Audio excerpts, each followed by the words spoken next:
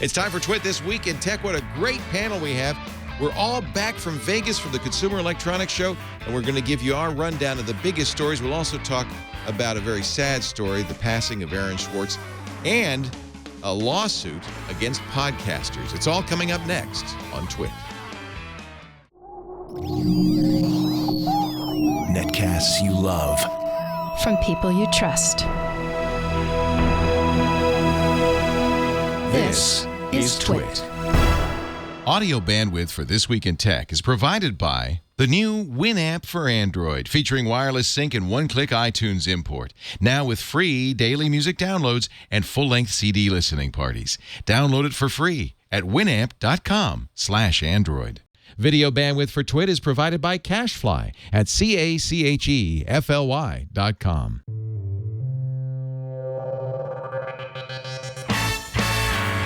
This is Twit, This Week in Tech, episode 388, recorded January 13th, 2013. Can't stop the Balmer. This Week in Tech is brought to you by Stamps.com. Use Stamps.com to buy and print real U.S. postage the instant you need it, right from your desk. For our special offer, go to Stamps.com, click the microphone, and enter Twit. And by Gazelle, the fast and simple way to sell your iPhone, iPad, MacBook, or Android smartphone. Find out what your gadget's worth and get cash to upgrade to the latest thing at Gazelle.com. And by GoToMeeting with HD Faces from Citrix, the powerfully simple way to meet and collaborate with colleagues and clients anywhere. You could share the same screen and see each other face-to-face with video conferencing, even from an iPad.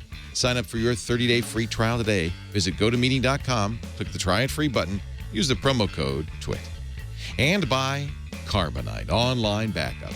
Automatic, continual, unlimited backup for your computer files, just $59 a year. Try it free at Carbonite.com and use the offer code TWIT to get 2 bonus months with purchase. It's time for Twit This Week in Tech, and what a week this was. Leo Laporte joining me, a panel of people who are back from Vegas, starting with Father Robert Balliser, host of This Week in Enterprise Tech. He was at Vegas. Indeed, and I don't believe I brought back a flu. This will be a first in 17 years. I know. Did you wash what was your secret? My secret was I shook hands as little as possible. Yeah. It was mostly fist bumps. Yeah. And I had 2 pocketfuls of hand sanitizer. Yeah, smart. And the Happy Fork. And well, you can't do anything without the Happy Fork. I want to talk about the Happy Fork in a second. Before we do, let's introduce Mr. Will Harris of Channel Flip, also in Vegas. Yes, I think my brain is still there. Were you there for meetings or because you love it? Or Well, lots of meetings. Yeah. So one of my interesting themes of CES is the increasing mediaization of consumer electronics. Oh, God. I think CES now is really pretty much a press show. And lots of media companies, Bloggers, new media, trying to get in on the sort of latest technology. Yeah. So I think lots of late nights, lots of meetings, and is this on behalf of Channel Flip? Yeah. Okay, good. Yeah. So all sorts of interesting Google meetings and things going on. Cool.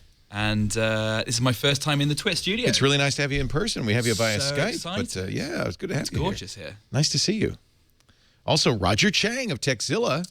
Yes. Great to see you again. Thank you for having me. me. My good buddy, and East Meets West. You still do that, right? Yes. With Now Mr. on a Tom? very infrequent basis. Yeah. Well, Tom's moved to L.A. Yes. Sad. Come out with a new schedule. Yeah. So before we talk about some of the things you guys saw, we suppose we should talk about all the, cool gadgets you saw.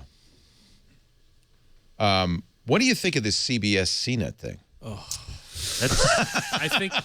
So I want to emphasize that we are not beholden to anybody, and so what we say about this trade show will not be in any way influenced. CNET, which has a long and somewhat glorious tradition of tech news coverage, gives the Best of CES awards each year. They've done so for some time since Tech TV stopped doing it, I think.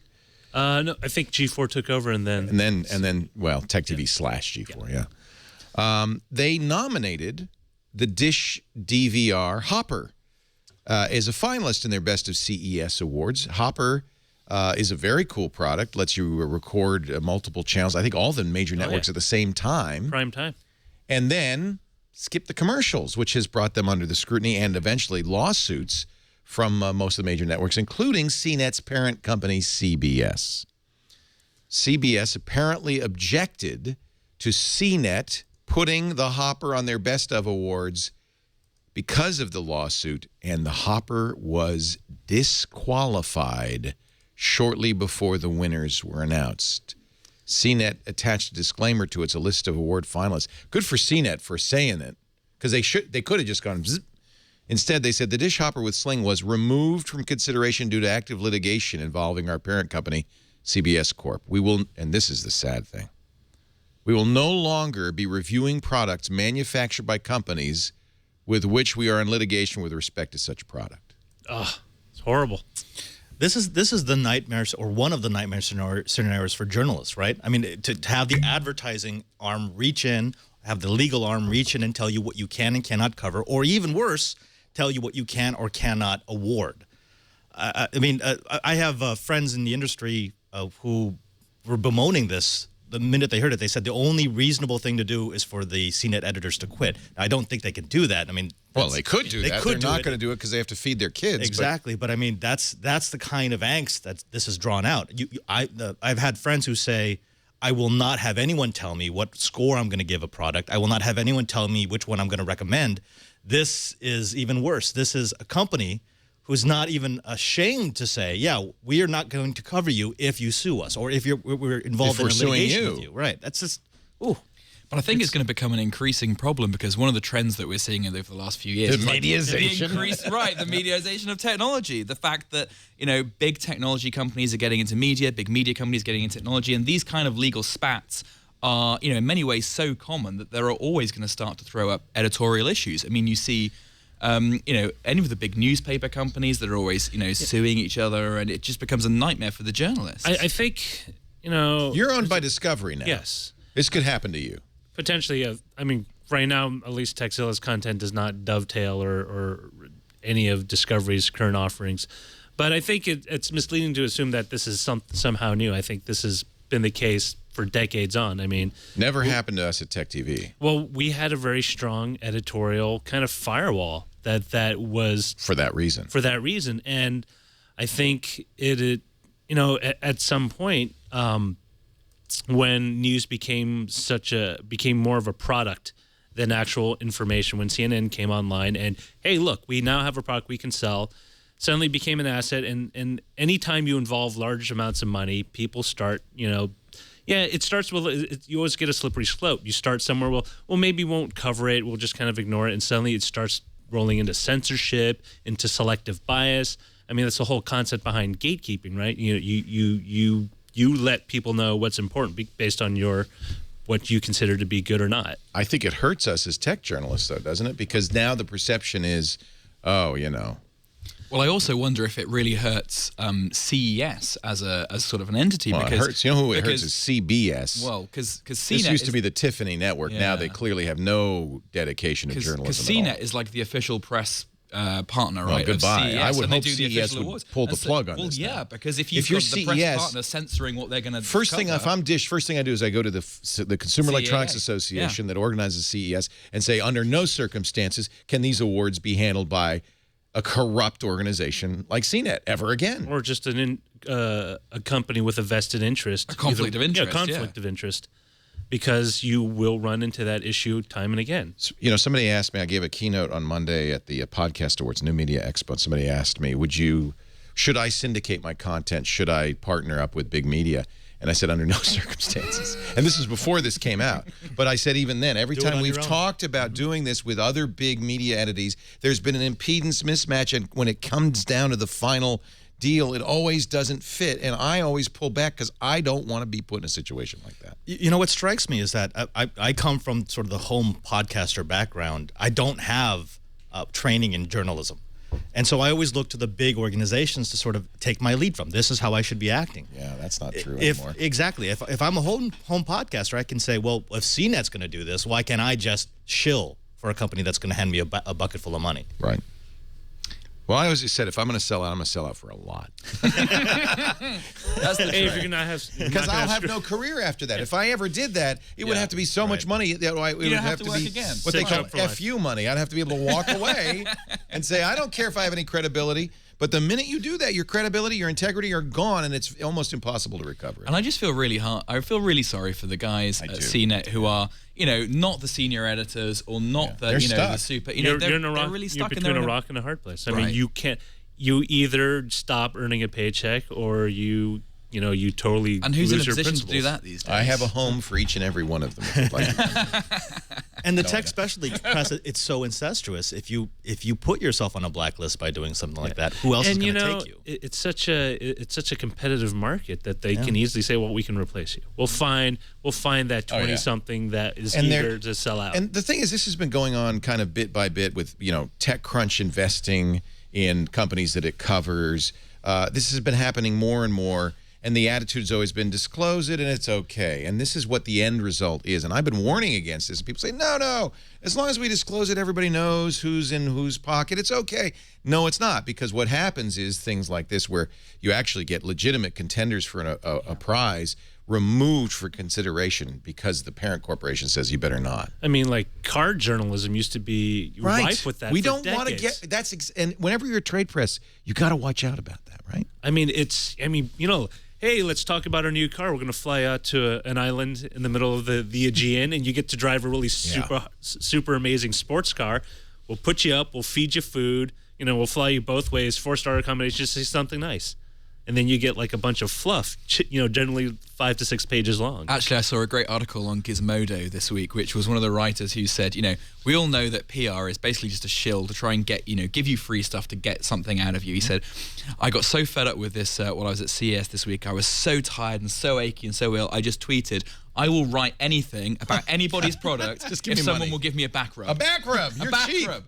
And so the guy tweeted it, and within 5 minutes, he got a headphone company that sent a masseuse to where he was on the show floor, gave him a back rub, and he said, and I'm writing about these, whatever it was, headphones. They sound really good, really interesting. And they're really very interesting sound, relaxing. and they're very relaxing. He said, this is CES distilled to its purest form. And I thought, that about sums it up. I'll be honest, there's some companies that don't get it. I mean, I'm not going to name any particular names, but we did a review for a product on Texilla, and the CEO kept calling me back, asking me to review it again. It's like, well, no. I mean, there was nothing wrong with the initial. We have reviewed it. It's like, we're done. You want me to review it because so it becomes more favorable, and it's just like, no, that's not the idea. That does happen from time to time. We've always gotten that in Tech TV. We got it, and you just ignore it. And most companies are savvy enough to know. You get a bad review, you move on. Some companies get punitive about it. Life goes on, right? I don't know. Will, that is a great idea. I already have 3 offers for a back rub. You haven't even asked me yet. All right. Anyway, I thought we should bring that up front. We will talk about CES. And I don't know, this is such a sad story. I hate to dwell on it, but we're going to talk about Aaron Swartz because a huge story. And if we don't talk about it, it's the kind of thing that mainstream media is not going to be able to understand or make any sense of it, but we can, and we should talk about it. We will. His death and his what his legacy was and what he meant to the world of technology in just a little bit. Somebody in the chat room said, "Hey, well, how's it different from taking ad money?" We take ad money. We're very clear when it's an ad, right? And we know. I would love not to take ad money, but I don't know of any other way to fund the business. And we certainly don't change our editorial coverage of advertisers because of that. I think we could go even further. I mean, just from my experience with Twit, whenever I get a new ad read, one of the things that's always told to me is you don't have to do it. Well, I don't have to do it. That was the very first thing that you told me. If you're not comfortable doing an ad, you don't have to do it. Right. The second thing is I was told we don't disparage the competitors. My job is not to go in there and say, "Oh, I love this company." In the ad, you mean? And I hate that company. Yeah, we don't do that. Yeah. I think that's what makes it different. There are rules for saying this is an ad, this is who supports us, and if you like us, please support them. This with CBS was completely different. This is we want to punish this company because we're at odds with them legally. Right. We don't like what they do, so we're going to punish them. Right. Yeah. Anyway, I'm going to do an ad anyway, so there. Because if I don't, great segue. I don't know how we keep the lights on. Our power bill's like $4,000 a month. Wow. So I'm gonna. Looking at this, that doesn't surprise me. Look at all these lights. Would somebody, for crying out loud, would somebody turn off a light? And what's with the fire? Turn off. Close the door. I'm not made of money.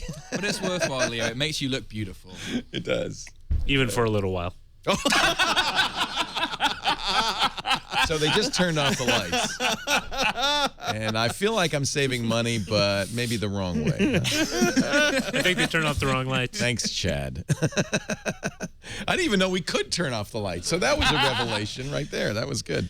Our show today brought to you by the great folks at Stamps.com. This is a postage pro tip. I love the word pro tip. But Chad, you, I think, the first person ever gave me a pro tip. I was playing Skyrim. You said pro tip. Do you want a pro tip, Leo? Yeah, here's a pro tip. Here's a pro tip. I like that phrase, pro tip. It's like, this is stuff pros know. And the pros know if you're doing mailing, you don't go to the post office to buy stamps. I guess that should be fairly obvious.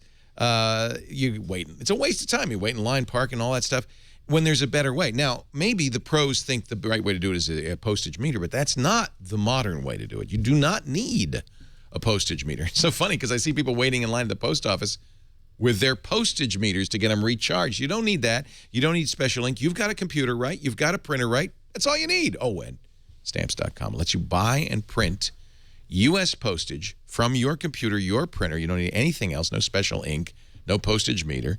You could print right on the envelope, which means you could put your company logo, the postage. In fact, Stamps.com will pull the address and the information from your address book, from QuickBooks, if you're an eBay or Amazon, Etsy, PayPal. You know, if you sell stuff online, it'll put it right from the website. So you're not typing in addresses.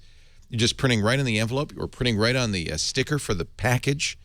It will automatically send out emails with tracking numbers for priority mail and express mail automatically.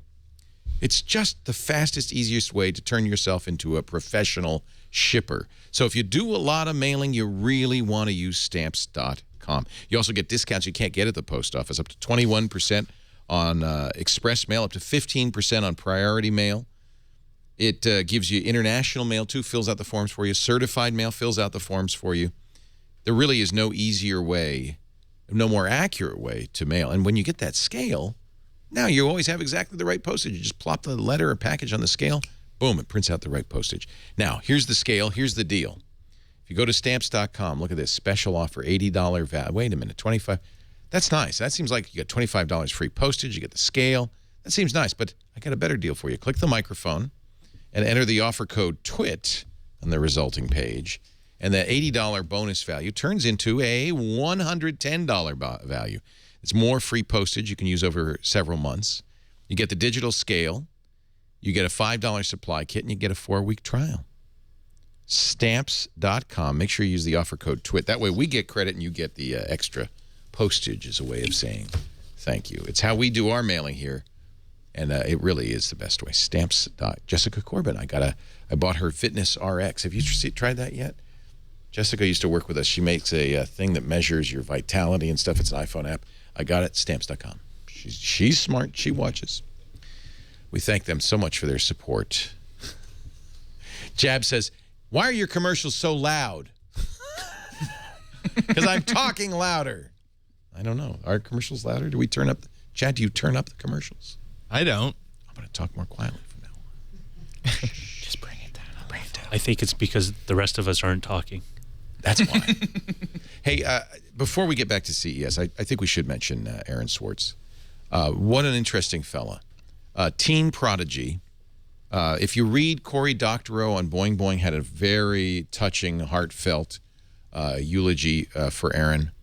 Larry Lessig, who knew Aaron, had a very touching eulogy. Everybody seemed to know this kid, starting with around the age of 14 when he started showing up at computer conferences and trade shows. He was right about that age when he helped write the specification for RSS, which we use every day. That's how we do podcasts. He wrote some of the early code for Reddit and sold the code to Reddit. And he's sometimes called a founder. I don't think that's quite accurate, but he certainly wrote much of the code that Reddit's running. And he became a political activist in a very interesting way. Larry Lessig wrote, he was brilliant and funny, a kid genius, a soul, a conscience, the source of a question I've asked myself a million times. What would Aaron think? This is Larry Lessig, the Harvard constitutional law professor. Unfortunately, Aaron committed suicide, killed himself on Friday at the age of 26. And Larry Lessig and many others, including the family, blame the U.S. government. Larry says that person has gone today driven to the edge by what a decent society would only call bullying. I get wrong, but I also get proportionality. And if you don't get both, you don't deserve to have the power of the United States government behind you. Here's what happened. Aaron believed, like all hackers, that information wants to be free. There's a video of Aaron speaking.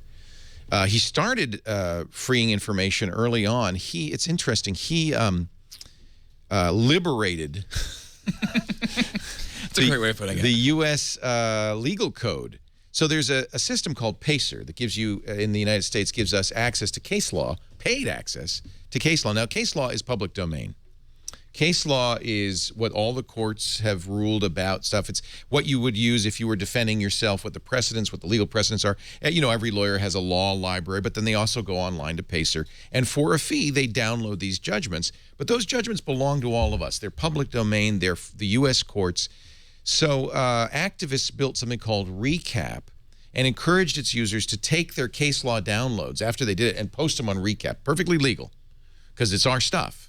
And Recap was free and open, and anybody can use it. Well, Aaron took some of the money he made from the sale of Reddit and bought 20% of the PACER content and posted it on Recap. That's a guy who believes information should be free. He got in trouble with the feds. The FBI investigated him. Cory Doctorow says it looked like he'd be on the pointy end of some bad legal stuff, but he escaped it all and emerged triumphant. Because, in fact, he didn't break any laws. There wasn't nothing he could do. But he did raise the ire of the United States federal law enforcement. He annoyed a lot of people doing that. He annoyed people. He founded a group called Demand Progress, which was one of the real effective groups of fighting SOPA and PIPA last year. So he might have, I don't know, he did something that was a little reckless, let's say. There is another database, kind of like the PACER database. It's called JSTOR. It's an academic journal database, and it charges money for access to academic journals. Now, these aren't quite exactly in the public domain. Some of these studies were paid for by federal funds. Some of the studies are academic and paid for by universities. But it's often been a bone of contention that this stuff, for society's sake, should be widely available. That the scientific journals, anybody should be able to access them, shouldn't have to pay for it. He was associated with Harvard. Harvard had an account with JSTOR. He used his legitimate account, but he did something JSTOR says you can't do, which is download in bulk. He, in fact, took a laptop, snuck it into MIT, put it in a closet in MIT, and Hid had it in the closet and connected it. And downloaded the entire database. I think 20%. Is it that little? I thought it was more. Anyway, no, gigabytes. No, he took all of it, I think. It's a lot. Let's put. I don't know how much. Yes, he took a lot. JSTOR, when they caught him, actually he turned himself in. JSTOR and MIT decided to prosecute. The feds, of course, said, yeah, we finally got this kid. Eventually, JSTOR backed down. And in fact, an interesting thing, JSTOR just a few weeks ago decided to make all of that information public anyway. MIT, according to Lessig, was a little more equivocal in its backing down, giving the prosecutors, the federal prosecutors, sufficient reason to continue forward. Aaron was facing 50 years in jail, a $4 million fine. The trial was to come in April. Now, totally disproportionate. Totally disproportionate. They were treating him like a terrorist. They were trying to make an example out of him. They implied that he was stealing this data to sell it, which he wasn't. He wanted to make it publicly available. However, he did break laws. Although just not really 50 years worth of laws. Not 50, yeah. Now, Corey writes, Aaron was a person who had problems with depression for many years. He'd written about the subject publicly, talked about it with his friends. And, of course, there are many things that might cause a person to want to take his own life. But his friends, his family, and Larry Lessig do think that the unreasonable, disproportionate reaction of the federal government had something to do with it. The thought of being in prison for 50 years might have had something to do with it. So our deepest condolences to all who knew Aaron Swartz, to his family, to his partner. It is just a horrible tragedy. I don't think that it's really appropriate to say it's all the Fed's fault, but it's certainly appropriate to shine a light on their inappropriate prosecution. And I think it's a great loss for all of us. It's very sad. I think one of the things we can take away, there are an interesting couple of things that are happening. So academics are starting to post PDFs of some of their material and open sourcing it and put it on Twitter so that it's sort of like a tribute to, make some information free. But I think one of the other things that we can really take away from this is, on like kind of a serious and slightly grim note, is that mental health and depression is something that affects a lot of people. It affects a lot of people in the kind of geek and nerd community. Many of us kind of, you can laugh it off as being I'm a bit antisocial because I'm a bit of a geek. But I think we all have a little bit of a responsibility just to try and look after the people that are near us and try and try and get people to get help if they need it. Now, Larry points out that Aaron had many friends in San Francisco, and he was beloved by many. He was not, somebody who was cut off from society. No. So I don't want to even speculate on what happened. The expert witness who was going to testify on his behalf, Alex Stamos, who is a computer security and forensic experts, called the case vindictive. He said that Aaron did not hack the JSTOR website. He just wrote, for any reasonable definition of hack, he wrote a handful of basic Python scripts that discovered the URLs of articles, then used curl to request them. He did not use parameter tampering. He did not break a CAPTCHA. He did not, do anything sneaky. He did not cover his tracks or hide his activity. The government provided no evidence that these downloads caused a negative effect on either JSTOR or MIT. It's very sad. But beyond the tragedy of losing someone who was so intelligent, who was a visionary, who was actually fighting for the free information rights of anyone who's ever used an electronic resource, I think there's another story here, which is how desperate the DOJ and the federal government is to have some sort of strong case that establishes their version of copyright and property laws in the digital domain. We saw it with the defeat of SOPA and PIPA. We saw it with the bungled prosecution of Kim.com and Mega Upload, and we see it here. Yeah. And they're so desperate for a win that I think that's where that bully attitude comes into. We want to make an example out of you. There's also a fear of technology that drives a little bit of this. I think some of the overreaction to hacking in general is this We've only fear. got to look at the composition of, the Congressional Science Committee, which is full of people who don't believe in science. Don't like science. That's Science not a great is evil. start. So I think, again, it's one of those things where I feel like changes in some of these cases is generational, that you get a new generation of lawmakers or a new generation of people in power, in government, in society, and attitudes change along with that. But there's always the guys that want to go down kicking and screaming on the way out. Yep. This is just horrible. It is horrible. So Brewster Kale of archive.org, Carl Malamud, who is the Transparent Government activist, and others have created a electronic Aaron Swartz collection on archive.org. The web team of the Internet Archive, writes Brewster, have been archiving all the Aaron SW sites they're finding. Aaron has quite a few. And if you have some digital archives, email, photos, code. The Aaron Swartz collection is right now going up on archive.org/details/AaronSW. I think this is a wonderful idea to save all this stuff. And interesting things happening on Twitter. Have you seen the PDF protest? And Anonymous has gotten behind this, which is kind of interesting. If you search for, what is it, PDF, can't remember if it's protest. Academics are posting links to PDFs. I'm sorry, PDF Tribute is the hashtag. So look at PDF Tribute. The first post is from Anonymous. Please share academics posting their papers online in tribute to Aaron Swartz using the hashtag PDF Tribute. So they're uploading, in some cases illegally, because they don't own the rights to it, academic articles that should be part of the commons, because this is stuff that we all need to know. And then they're posting it on Twitter. Freeing the information. Freeing the information. I think that's a really wonderful tribute to him, too. Good going. And if you're a researcher or a scientist and you want to do this in honor of Aaron, please do. I'd never met him. I don't know him. I know many people who did know him, including Corey and Larry Lessig, Dave Weiner, many people, Doc Searles.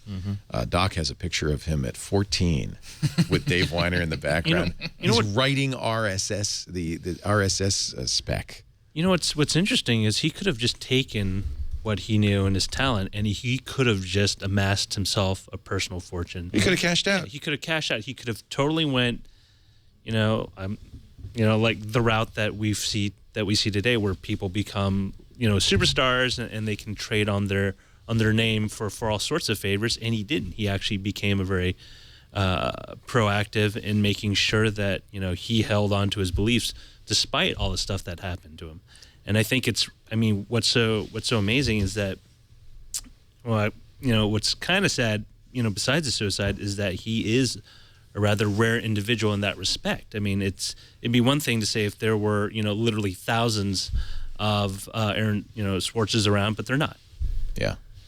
Here's a picture that Doc posted from an O'Reilly conference in 2002 when Aaron was 15. That's Dave Weiner. Oh my gosh. In the background. It was the same year. Doc says, I booked him for a panel at Comdex in Las Vegas. His mom dropped him off. His computer was an old Mac laptop with a broken screen that was so dim I couldn't read it, but he could, and he rationalized it as a security precaution. This was a very smart, very precocious kid, and we're very sorry to have lost him so young. So I just wanted to, I thought it was really important that we talk about this. You can read a lot more if you just search for Aaron Swartz, S-W-A-R-T-Z, on the internet. There's just a ton of stuff out there. And it's a sad story. We had reported on the JSTOR story several times and talked about it. But just for it to end this way. 2 years to the day, by the way, that of his arrest. So imagine, after 2 years, he was facing not 50, 30 years in prison. It's not a lot better. When you're 26, 30 years in prison, he would be my age when he got out. That's like the worst thing that could happen to a 26-year-old. Being Leo's age. Oh, my God. I'm practically dead. Let's talk about CES. It seems so trivial, doesn't it? Speaking of practically dead. Yeah. Yeah. Do you hate CES? Do you love it? I hate CES while I'm at CES. It's a love-hate thing. It is. And I always say I'm never going to go back, and I go back each and every year. I hate it. I'm never going back. If I didn't have to for work, I would never go again. I think this is, first of all, the economy sucks. So the innovation flatlined. The stories that we got out of CES were a potty trainer with an iPad stand. Everybody reported on that like that was a big deal. The haptic fork. Happy fork. You know why Happy Fork got so much coverage? Is the reason you covered it, I understand. The press is lazy. Not us, but this was your assignment. I said you're going to the very first CES event, CES Unveiled, which apparently had a dearth of products. It did have Gallagher, though. Gallagher, great. Smashing watermelons, wonderful. The best thing at CES Unveiled was the ice sculpture they had that you could pour martinis through. And you can't report on that. Yeah, that was about it. So Sunday night, every media organization in the world goes to CES Unveiled, hoping, because you want to get the lead on everybody jumping on it. Now, we assigned this to you. You had to do it. And there's really only one thing there of any interest at all. It's a vibrating fork. So you covered it, but it's not just you. The Huffington Post, ABC, NBC. It's like the biggest thing that ever happened. Why does it vibrate? It vibrates if you eat too quickly. So, which I already vibrate if I eat too quickly. So I'm not really sure what that's for.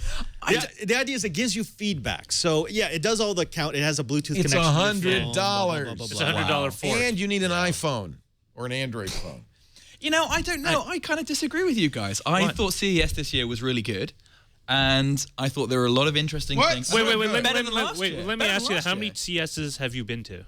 7. Oh, well, he's got standing. This was number 12 for me, and I can honestly say I was done at number 10. Yeah. And I was too. And I ran into Leo over at the food court, and I said this to Leo. I went to the LG, the Panasonic, and the Sharp. Oh no, the Toshiba keynotes. And one thing that I noticed about all of them is like literally half their news presentations were dedicated to new appliances. And these are refrigerators, microwaves, washing machines, new convection, microwave, combination ovens, and they were all touting some sort of interactive cross-platform with Bluetooth or RFID and your phone. It's like, hey, come up to your washing machine, pass your phone over by the detector, and it'll tell how to wash your clothes. It's like, why don't you just set the dials like you normally do and press start? They're literally finding excuses to literally drop all this R&D and all this stuff that they've developed that they can't really move anymore because everyone's bought the HD TVs. Everyone has a tablet. Everyone has a phone.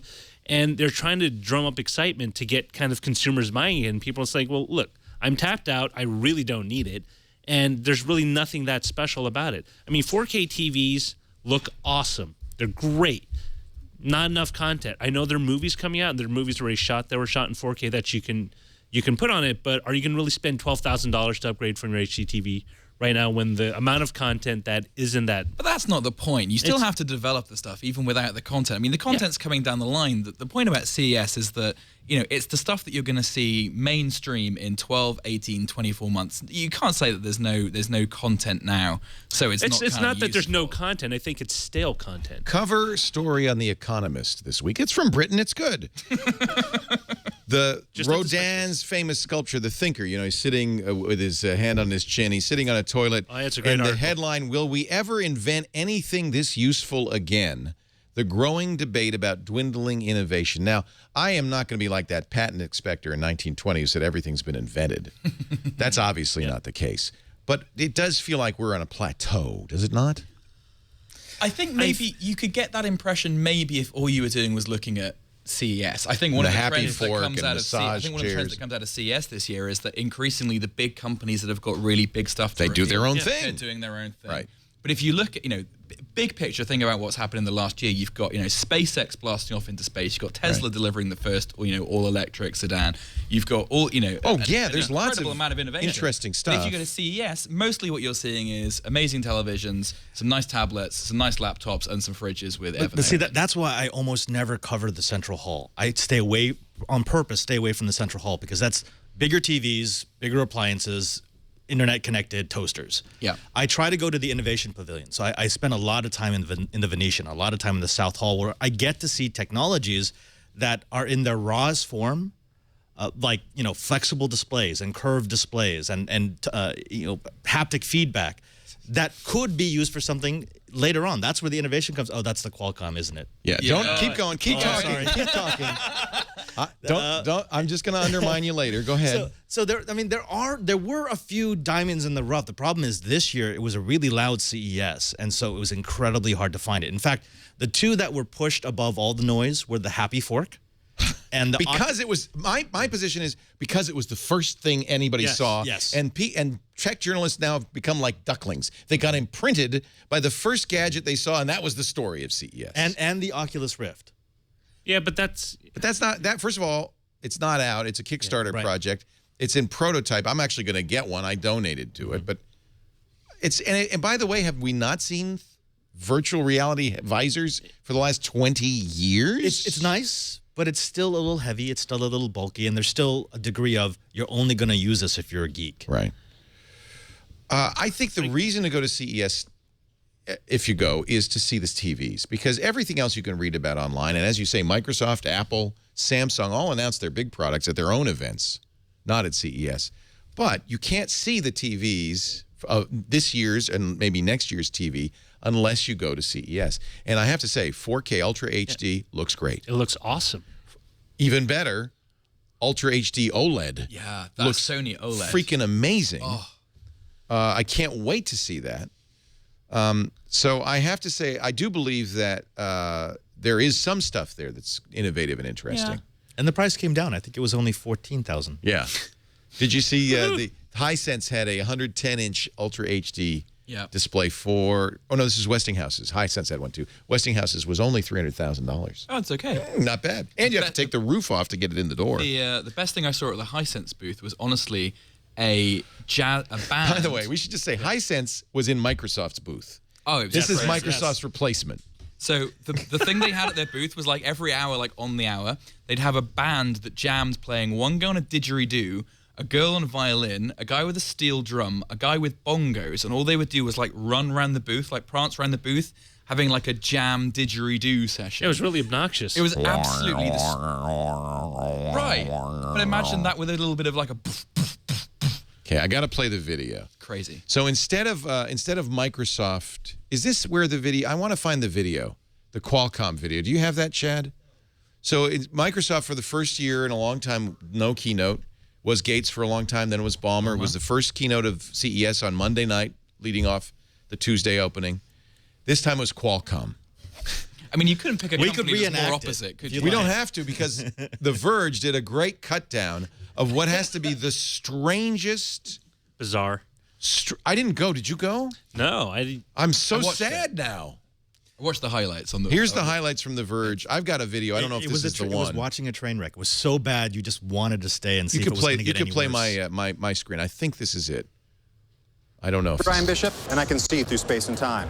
This is 90 Seconds on The Verge, presented by Ford. Last night, Qualcomm gave what was without question the craziest presentation of CES so far. No, this isn't CEO it. Dr. Paul I want to Jacobs see with an because in-house and online audience. this isn't it. It was I got to surreal. find it. I got to find it. Maybe it's on YouTube. Because the cut Chad's down. got it. Chad's got it. Chad, you got it. All right. The cut down really brings it all together. Yeah, I just have to wait for this ad to Yeah, go through. YouTube's got a lot of ads these days. Somebody's making money. Now, I love it. they need to make money with it. I don't know if Chad can Take find that it, but all someone day. gift Balmer running across the stage with a digital cake in front of him. It was actually pretty good. I have to say, Samsung had Bill Clinton Yeah. at their keynote. That's right. pretty cool. Yeah. And Samsung, by the way, just because we talked about it the week before, they sent out a very cryptic invitation, a new shape for television sets. Oh, yeah. People were speculating maybe it's portrait, maybe it's see-through. Turns out to be a freaking TV on an easel. On an easel. It's like a blackboard. Here we go. This is the CES keynote from Qualcomm. Happy New Year! I'm part of a new generation. Texting. I'm Texting. John, better known by Tornado. Tornado 92. These are I actors, just pwned half obviously. the world from backstage. So eat it, Volcano Mom 53. Ooh! I have a sweet job and a hot girlfriend, and by hot I mean like fuego. Fuego? My phone is my conference room. Heads up. If I met a kid like this in the street, I'd punch him in the nose. Watch, he's going to go, Boom. boom. Can you Can we stop doing boom? dig it? We're born mobile. We're born mobile. You gotta be mobile if you want to be a top dog. Or a tough Nothing but ass warrior. catchphrases. Or super popular. I think there was supposed to be applause there. A CEO. Microsoft took a major step forward. And there he is. Steve Balmer runs on stage. It's like your crazy uncle running. Watch this, because he tries to interrupt Steve. Last month alone, CNN, Sony's Crackle, Songza, Twitter, Expedia, and Fitbit. They also have plenty of Huffington Post. You don't stop the Balmer. Don't get in the way of that train Where's wreck. my water application? We're working with some amazing people. Please welcome Del Toro. Yay. Here's Guillermo del Toro. Alice Eve. What's she in? Is she famous? Star Trek. She's Star in the new Trek. Star Oh, Trek. she's the new Star Trek. Everybody's favorite 8-foot feathered friend, Big Bird. All right. Big Bird's followed by A guy in like a creepy Big Bird outfit. Archbishop Desmond Tutu. There's a segue. That's just I know, that was like, what? And a Rolls Royce. Ladies and gentlemen, It's the Maroon Pope. 5. But wait a minute. Something went wrong in Maroon 5 singing, but Dido is playing. oh yeah. Hello. Part Hello. of What we're calling Gen M now, the Born Mobile generation. Born mobile. Born mobile. Born mobile generation. Born mobile. If you have legs, you're born mobile. Born Mobile. Exactly. Oh, I mean, it's just absolutely. So It's so awkward. I'm so grateful to The Verge for making that cut down. It's really bizarre, but it also just shows that, you know, a lot of companies have spent a lot of money on honing their PR and kind of their presentation, and Qualcomm clearly hasn't. It's Qualcomm doesn't even sell to end users. no, It's a B2B brand. Yeah, they just put chips in phones. They put chips in phones. There's nothing to cover here. Tornado guy is not walking into the shop going, "Give me a Qualcomm phone. I gotta have Qualcomm. I was so I can mobile. pwn backstage." Boom. That should be the you know episode what? title. If 388. anything, boom. if anything, it's actually a very brilliant press move because think about it, we're all talking about it, so is everyone else. We got a Luke Balmer running in, following a cake. That's good. You know, he had to be chasing something. It was like a greyhound and a rabbit. There was something going on. He was really running. Or Twit. I love this too with the fingers. Look at the fingers. Or Twit 388. You don't stop the Balmer. You can't stop the Balmer. Don't stop the Balmer. He never gets any less creepy. No, he's so strange. It looks like he should be living in a van by the river. No. Uncle Fester, they're calling him in the chat room. Gosh, he does. I mean, that was just a weird keynote. Just a weird way to start. It was. And it's the old Microsoft keynote, which is why Balmer's there. He did it last year, and so they just wanted to kind of the traditional handoff of the cake from one keynote some handoff to another. All right, there's got to be some products. Look at all this crap that Father Robert Balliser. I think you mean amazing consumer electronic technology. Amazing. Actually, this. Wait. Let's take a break. When we come back, you've also got a bag of crap. Where's the bag of? This is so. If you ever want to know what happens at CES, we're going to show you what's in the bag coming up. There's a tease. You want? What's in the bag? With Padre SJ. Next on Twit. I need a lighter. Okay, he's going to run off like this. So this show brought to you by Gazelle.com. You know, there are products you might want to buy. For instance, maybe you want to trade an iPad 3 for an iPad 4. You want to get a new phone. Maybe you've got an iPhone 5 and it said, I'd like to get a Galaxy Note. You can get cash for your old gadgets. I know a lot of us just throw these gadgets in a drawer. Wait a minute. Now, here's my iPhone 5. It's in flawless condition, and it's $430 Gazelle. Now, this is a beauty thing. This is a hard offer from Gazelle, as long as it matches the condition that I specified. I have 30 days to cash in on it, so I can wait. In fact, it's a good idea to go to Gazelle.com right now, get quotes for your stuff, and maybe you're waiting for the next thing to come out. You can get that quote, and that quote is good. 30 days. Free shipping on anything worth more than $1, and then fast payment. They'll send you a check. You get a PayPal credit, or I like this, the Amazon gift card, which gives you 5% more when you take the Amazon. If you buy a lot of stuff on Amazon, you might as well do that. Their data experts will also wipe the data, so you don't have to worry about that. iPads, iPhones, Android phones, even Blackberries. You know, this is an exercise in futility, but I'm just wondering if I can get anything for that AT&T BlackBerry Curve I have.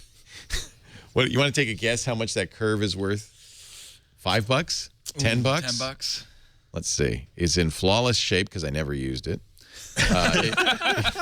Free of water damage. Let's just see. Hey, that's not bad. Whoa! I'll take $66. I'll take $66. So you throw it in a box. They pay the postage. In fact, what happens is you get all that stuff together, and then you say, "Okay, go." And they'll mail you the box and the mailing label and everything, so you don't have to pay shipping. iPods, MacBooks. Even on Mac Minis, Mac Pros, and iMacs. I actually now have my new iMac. Maybe I should send them the old iMac. Gazelle.com. They have sent out, to date, more than $50 million to over 300,000 customers. That is a great deal. Find out what your iPhone or other device is worth. Get some cash to buy the next one, or just to pay rent. Gazelle.com. All right, so you have a bag. I have a bag. This is the distillment of everything you get from the CES press room. Is this you got the over-the-shoulder shot, Chad, so I can show you? I can dump out the bag. What do you got, Winnie the Pooh on TV back there? All right, here we go. Ladies and gentlemen, this is what you got at the press room. Let's see. Oh, my God. Wow. So this is a year's supply of USB drives. Keys. Now, are they all teensy-weensy? No, actually, Kingston was giving away 32-gigabyte ones. What? Yeah. Wow. Holy and this one is also a bottle opener.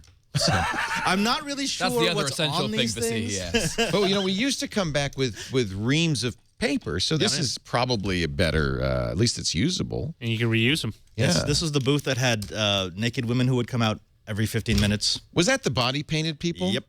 That was really, I mean, bizarre. I thought booth babes were bad, but this is ridiculous. Yeah. They were wearing panties, right? Yes. I didn't look. They had bottoms. It was actually in the Twit special coverage, but I don't think it made the final cut. I hope not. So they were wearing because I went there early and I saw them being painted. And I thought, what the hell is this going to be? And then I later saw a picture. They were wearing panties, but nothing else, and they were painted. And they would go out every 15 minutes. They would go out in the middle of the booth. They had this little podium stage type thing, And just stand there. They would just stand there with a glazed look. And there was no one in the booth except for that 5-minute presentation. And what was this product they were selling? I don't know. I do not know. But I can guarantee you it had nothing to do with body painting or naked women. No. And by the way, the most offensive thing I heard was that they called them fembots.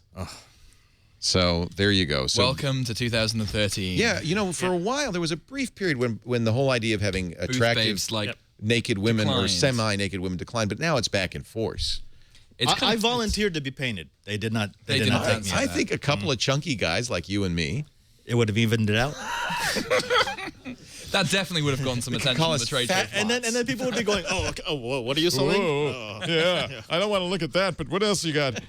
Yeah, it might be more effective. It's certainly less, well, maybe not less offensive. The booth anti-babe. That's what we need. Yeah, I don't know. I think they just cut back on it for a couple of years just because they didn't have the money to pay. They for couldn't them. afford them. But that's not all there was at CES. There was a hashtag as a result, by the way, of not buying it hashtag that I was probably started by people who were offended by the booth babes, but they said, I'm not buying whatever it is you're selling because I don't. Here, I have to look. That particular booth did. Oh, really? That's maybe I should plug this in and find out what they were actually selling. Yeah, Hypermac. Yep.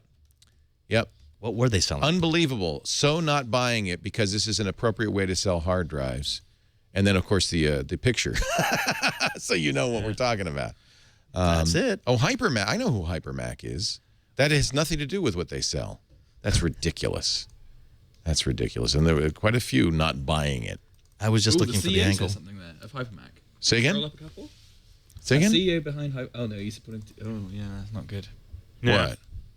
Dehumanizing women. As a CEO behind Hypermac, Chin Daniel, are you supportive of dehumanizing women, et cetera, et cetera, et cetera? Backlash. It was the weirdest presentation ever because yeah. they didn't smile. They didn't move. They're robots. They would, exactly. They would do this. Like oh, they robots. really? They did that? They would do that. They move their arms like robots? Why don't you just get them in robot suits? I'll tell you one thing that I saw that was not there. 3D TV. Well, there was a little bit of it, but not much. No. There was some. LG was stuck because they bought that giant 3D display. They had to do that.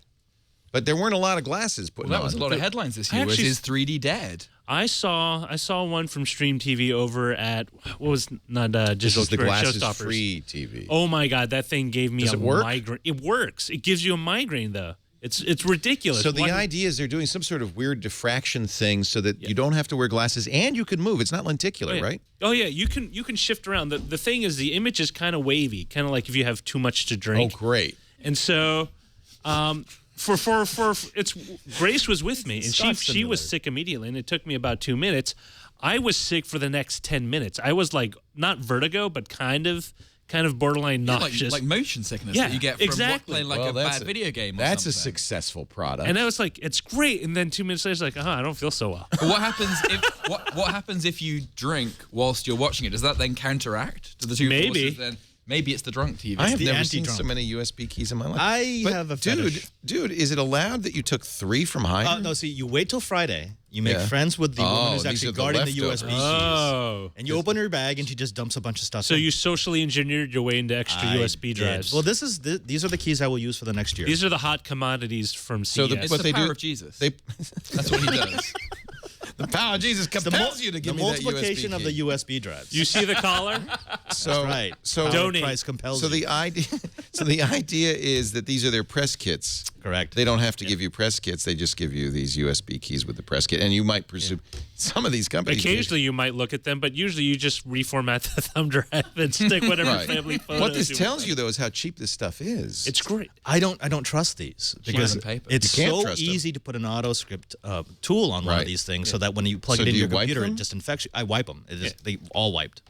How do you? Is there a technique so that because you can't really stick them in anywhere? I have a little mini ITX computer that's that made for that. You plug a USB device into it, and it just wipes it out. It's called Father Robert Ballister's free USB key wiper. That's right. Padre, the So chat you can room. just plug it into a Unix or Linux box. You've got I just one, plugged them two- into the Twit computers. You've got 7 hires. Wow. The, Are those going to the Well, those are solid metal. It's the donation plate? No way. No way. Padre, the chat room says that rather than fembots, you should go next year with some Max Trollbots. Oh, I like I that. will be We'll bring them. I will be there. We'll bring them. All right. I've just sorted these out. It's like 1, 2, 3, 4. it's like Hot 5, Wheel 6, 7, collection. 12, 13, 14. You've got 28 USB keys. Well, yeah, then there's a couple over there. 29, 30, There's a few 31. I may have a lot. Wow. Power of Twit compels you. All right. What did you see that was cool besides fembots? Coolest thing I saw, and it got no press, which is why I like talking about it, is this thing. This is actually. Wait a minute! Don't tell us. Maybe maybe we can let the people. Let's play a little version with Roger and chat room roulette and Will. What can you tell us? What is this? Now I'll give you a hint. It's got a screen on the front. It's got little metal clips on the side. I don't want to hide any information that's written on the back. Looks like on-off switches. No, it looks like one of those things that you like like an air freshener thing that you plug It's an into air the wall. freshener. I thought it might be a USB speaker. We saw about 8 or a Bluetooth speaker. We saw about 800 Bluetooth Looks like speakers. a cooler that's powered through USB. Look at that. I think Jeff N got it right. He says it's a fuel cell. There we go. Very, very So cool. air goes in here and it gives you power. Well, okay, so we've got these. These are cartridges, which have it's like sodium polysilicate. It's basically a bunch of crystals. They call it Power Trek. Power Trek. And what you do is you have this. There's a little water reservoir, so I have that filled up with water. This is a fresh cartridge. That one's expended. You put this in like that. Yeah. Take this. This has the proton exchange membrane in it. Sorry. So the what? The proton exchange membrane. And I might just move this way. Now what's happening is it's pumped a little bit of that water into the canister, and it's now feeding hydrogen into this. And if it's working properly, it'll charge up a phone. I should be able to plug Did you in put my water phone in there? here. Would you want some whiskey? Would that make it work better? It'll work drunk. And I just do this to activate it, make sure it's getting hydrogen, and So I don't know if you air- can see that, so but yeah, now it's charging. It's a chemical reaction from the air or from the water? From the water. So the water's the fuel. It's actually splitting. It's liberating the hydrogen from the water. And then burning it? And then it goes, well, it doesn't burn it. It goes into the proton exchange membrane. What you get out is water vapor and power. We've seen these before that use air. Right. So how much power do you get from one of these? You get 4 hours of power from each one of those pucks. And a puck costs? A puck costs $2. Now, here's the beauty part. After the puck has been used up, and this one's used up, right? Right. So I can open it up? Well, it's sealed. We'd have to get Burke to open it up. But you can use what's left over as toothpaste. Right. Or shoe polish. Or shoe polish. Or shoe polish. Wait, are those things interchangeable? Or I don't know, floor you should wax. Have I been cleaning my shoes How do you with the open wrong... it? You need Well, you'd have to get pliers to pop So it's open not it. intended to be like It's a not, portable yeah. toothpaste. It's not a They should toothpaste put a little dispenser. squeezy thing on I wonder it. if they denature it. What does it taste like? Did you try it? Actually, I did. No, because Hey, it is. Burke, can you open this up? Is Burke here? Can you open this up? I want to try whatever this is. I don't think he works on Sunday. But they did pitch this, right? As this is a usable side effect. John, do we have any pliers? Here he comes. John's got the pliers.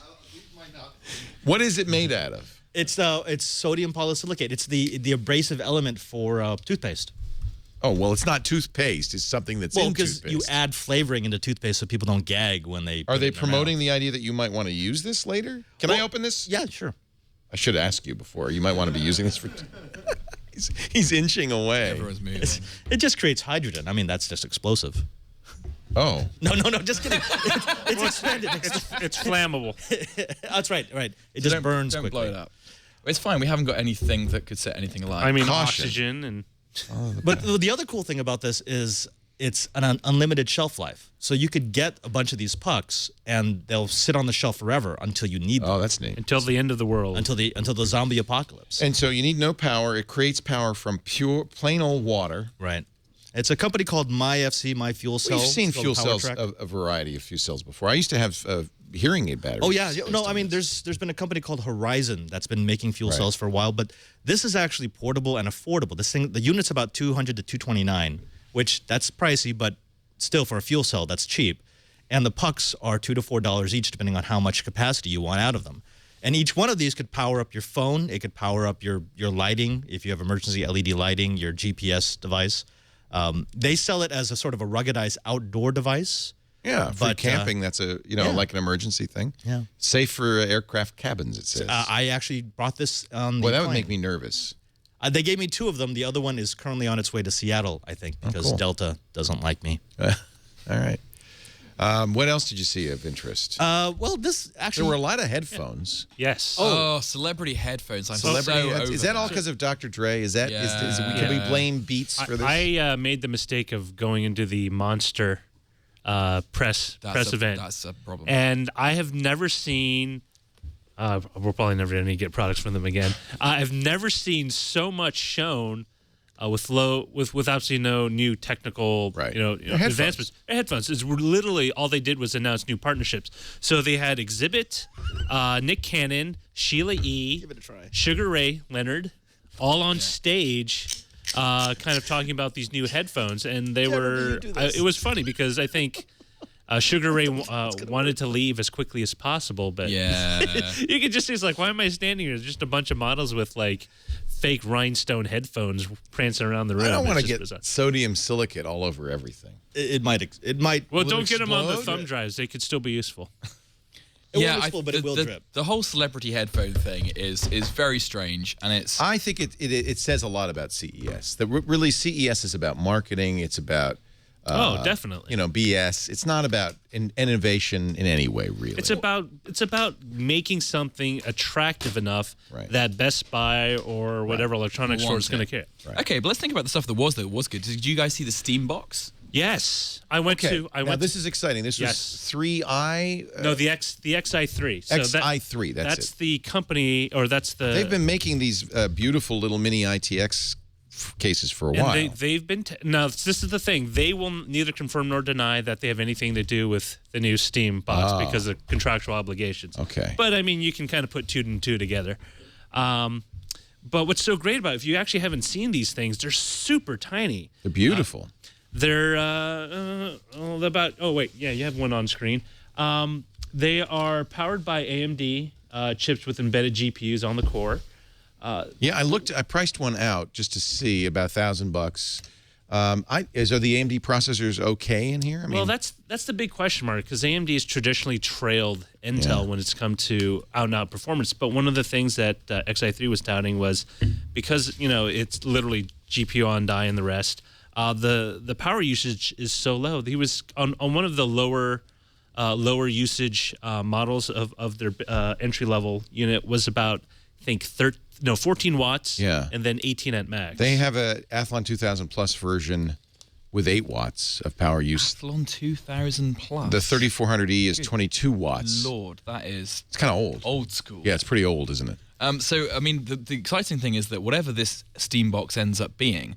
Valve is trying to develop, basically, Steam has become the sort of ubiquitous PC development platform, trying to put that on a little box underneath your TV in the same way that an Xbox or a PlayStation might I've been very excited about this for a couple of weeks because I've been playing with the Steam, what do they call it? Big picture. It looks great. It's it's an easy to use, big TV interface. But what you'd get is PC games. And in theory, for roughly the price of a PS3 or an Xbox 360, you'd get PC gaming via Steam on your big screen TV. And what they're saying is that the Valve software for the new whatever it is they develop will actually come on a box that's powerful enough to power multiple screens. So you could have multiple player gaming on multiple screens off a single unit. Piston was shown with two Wouldn't try that. With 3 video outputs, one HDMI, the other one digital. But really, I don't know how much that is going to be a driver. Just the idea that I get a $300 or $400 box, put it in my living room, HDMI it into my big screen TV, comes with a controller, sit back and play the best quality games. Because frankly, console gaming is a little bit stuck in the doldrums because it's been so long since the last update. And I think what's so great about it is now you actually do have a very compelling home theater PC device, something that isn't ungainly or awkward to plug in. These are beautiful. They're really small and they're very innocuous. I mean, you could literally even if you say you lived in a smallish apartment, you could put one near your HDTV and you could run all your media through it. They've got a VESA mounting bracket for it, so you could actually mount it on the back of a monitor and you'd never see it. So having said that I thought it was a really exciting idea, I think it's interesting, I think it's innovative. I think it's completely useless.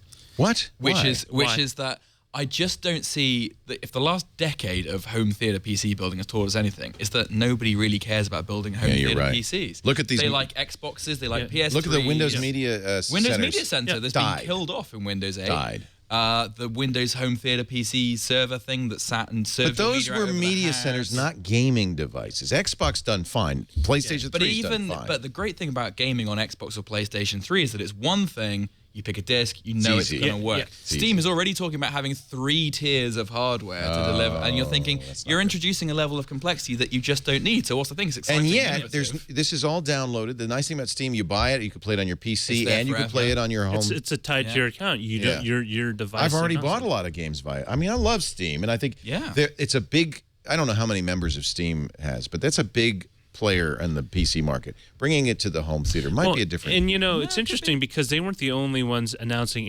announcing kind of a Steam partnership. I mean, NVIDIA. If you went to NVIDIA press conference, they unveiled Project Shield, which was this basically an Android handheld gaming device powered by the new Tegra 4 chip. Right. Now, ho hum, Android gaming, neither here nor there. But what was interesting is that they showed off a functionality that allowed you to stream from your gaming PC through the device to your TV using the controller, Steam Big Picture. So any game that would run off your gaming PC, whether it requires the GPU or whatever, could be streamed like OnLive does or did. Right. Look how well that worked out. Well, but this is locally. This is over your home network, so you don't need to move your gaming PC anywhere. As long as it's plugged into the network, you can run it to your TV no matter where it's at. I think that was actually the big story in gaming, and it was really centered around the NVIDIA booth and the NVIDIA grid. It's a concept that we've been using in enterprise for a while, the idea of massively distributed power. You could have these huge racks of servers. In their case, they're using the GPUs to do a lot of calculations incredibly quickly. And rather than having games for this platform and games for that platform, you have the game, which can then be run to basically any device you have, which I think it kind of takes away the importance from really powerful miniature computers when I can now have a tablet or a desktop or a laptop or a Chromebook all have the same gaming experience because all the hard processing is being done upstream somewhere. Yeah, I mean, the biggest obstacle has always been latency, right? Connectivity. When you do something on the controller, you don't want it to wait even a couple of milliseconds. You want it. That's what killed OnLive, I believe. Yeah. But that's when I think what you're talking about, being able to do that within your own network. So you've got the grid for when you have access to the internet. But if you're only within your house, you can use the exact same technology, the exact same licensing to run a really high-performance game off your PC but on your television. I don't know that people... I mean, again, I'm coming back. One of my other themes of CES is like the increasing de-PC-ification of PCs and IT and technology, right? We've seen last quarter, I think there was an NPD thing came out last week, which is the first holiday quarter that PC sales have declined. And we're seeing people buying tablets. You got to blame Windows 8 for that. People buying tablets, people buying iPods, people buying stuff to do their computing on that are not PCs. And the idea of streaming something from a PC to another device implies that you can have the PC in the first place. And I think looking out, 18, 24, 36, 48 months, we're just going to see PC sales continue to nosedive in favor of tablets. I mean, if you think about the beginning of that was essentially when people started picking up laptops over desktop PCs because it's a turnkey solution. Your display's connected. You don't need to plug anything in. It's convenience over power. Exactly. And, I think it's like home networking. A lot of devices have become PC-ified, if that's a correct term, and becoming more appliances. Yeah. So why couldn't you have what used to take up a huge server case and just put it into a giant box that you stick in the corner, plug in one cord for power, and wirelessly connect, and have it do the same thing? Dr. Morbius in the chat room says, well, you can't play Half-Life 3 on an iPad, though, can you? Which, of course, you can't play Half-Life 3 on anything at the moment. You could, actually, How long have we been waiting for that? You could play Half-Life 3 if the processing was not being done locally. Well, that was the online premise, on live premise, and I think that's. I never bought it. Debunked by now, right? No. I actually having used online. It wasn't a bad experience. Are you buying the hype? What? I used it. It wasn't noticeable. No. Even a millisecond or two is too much, right? The thing that I think really kind of struck on live was just they couldn't carry any kind of first-tier games. They carried games that were out 6 months after they've been released on everything else. So why would you? I could rent a game for Xbox or PS3 or Wii or Wii U off GameFly, get in the mail, finish it up in a month, and then send it back. There were also issues of the economy of the server side, because you have to build up enough server capacity to handle a huge crowd, and they said they never had more than 1,500 people using it. What killed them was scale. They couldn't scale. Because they had to build out their own infrastructure. But here's the difference. Here's the difference between when online started and right now, and that is I can actually buy computing power from a colo somewhere. Right. I don't have to build anything. Or from EC3, exactly. EC2. I can do it on demand. I can say, well, I'm going to have from this much to this much needed at any time of the day, and you're only going to charge me Amazon's for elastic computing, and then, of course, Microsoft and Rackspace and others are doing this too, really does change the equation. Yes, it does. It's computing power on demand. I don't know why OnLive didn't use that. But maybe the latency. Because Amazon, it was too far away. Because Amazon's software stack is going to be high-bandwidth to be delivering web services, not gaming, and the whole latency equation. You need to optimize for latency. But imagine if you lived in one of Google's super high bandwidth cities like Kansas City, where suddenly you have a super fast connection and access to racks and racks of servers. Dream on. If I lived in Google's super fast fiber network, there'd be no bandwidth left for anybody else. Yeah, that's right. Let's take a break. When we come back, a warning from the Department of Homeland Security not to use Java. We use Java, the terrorists win. I just want to say. Yeah, you know your software stack is bad when the DHS is coming after you. Saying, maybe you better not use that Java thing. First, a word from our friends at Citrix, who actually this does run on Java. I should point out, but it does it in a very safe and sane way, because you're not getting you're getting it from GoToMeeting. The folks at Citrix really know what they do. One of the reasons they use Java is because it means they can work on anything. Actually, maybe it doesn't, because now it works on the iPhone and the iPad, which don't support Java. It works on Android devices. GoToMeeting allows you to hold meetings pretty much anywhere, and nowadays that kind of convenience and flexibility is huge. This is what the promise of the digital generation was all about, being able to leave work early, being able to work from anywhere, seeing clients and colleagues in full, high-definition, crystal-clear video. It is amazing. That's the HD faces. You can be more productive. You can work smarter. You'll spend less time at the office. When you're traveling, you whip out your iPhone, your iPad. You can even present from an iPad now, which is great. It'll use the camera on the iPad so they could see you. You could see them wherever you are, whenever you need to. I want you to try GoToMeeting free for 30 days. Is it GoToMeeting? I think it uses Java. I'm pretty sure. Maybe I misspoke. GoToMeeting.com. I think it does. Click the Try It Free button. Use the promo code TWIT. That's GoToMeeting.com. Click the Try It Free button. Promo code TWIT. Very easy to throw a meeting, to hold a meeting. Very easy to join a meeting, and no matter where you are. GoToMeeting.com. Give it a try today. Use the offer code TWIT for 30 days free. The difference is you're downloading a Java app. I mean, Minecraft uses Java. But that's fine, because you're using an app that you've downloaded and you're going to run it in its Java. What the problem is, and what the Department of Homeland Security is warning people about, is Java in your browser. Apparently, another zero-day exploit in Java 7, the latest version of Java, that means that a hacker can take over your system. Are you sure DHS isn't just worried about the vast amount of man hours being wasted in Minecraft? It could be. It could be. They say this is great. They say not to uninstall it, but merely to go into your browser. And Steve Gibbs has been saying this on Security Now for ages, and disable browser Java. Now, the good news, if you're using Chrome or Safari at least, and I don't know how Firefox and IE do it, it will say before it runs Java, it will say, hey, this site wants to run Java on your machine. Is that okay? And you have to say allow explicitly. Of course, a lot of people probably just go, yeah, whatever. Whatever. Yeah, sure, go ahead. But there's a weakness in Java 7 that could allow the installation of arbitrary software on a machine.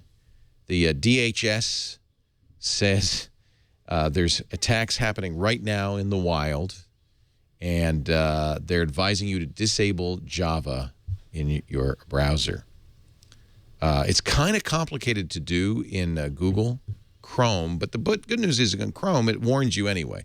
So I guess the advice to our viewers who are smart and sophisticated is when you get warned that Java is about to run, you might want to think about what, from whom, and why.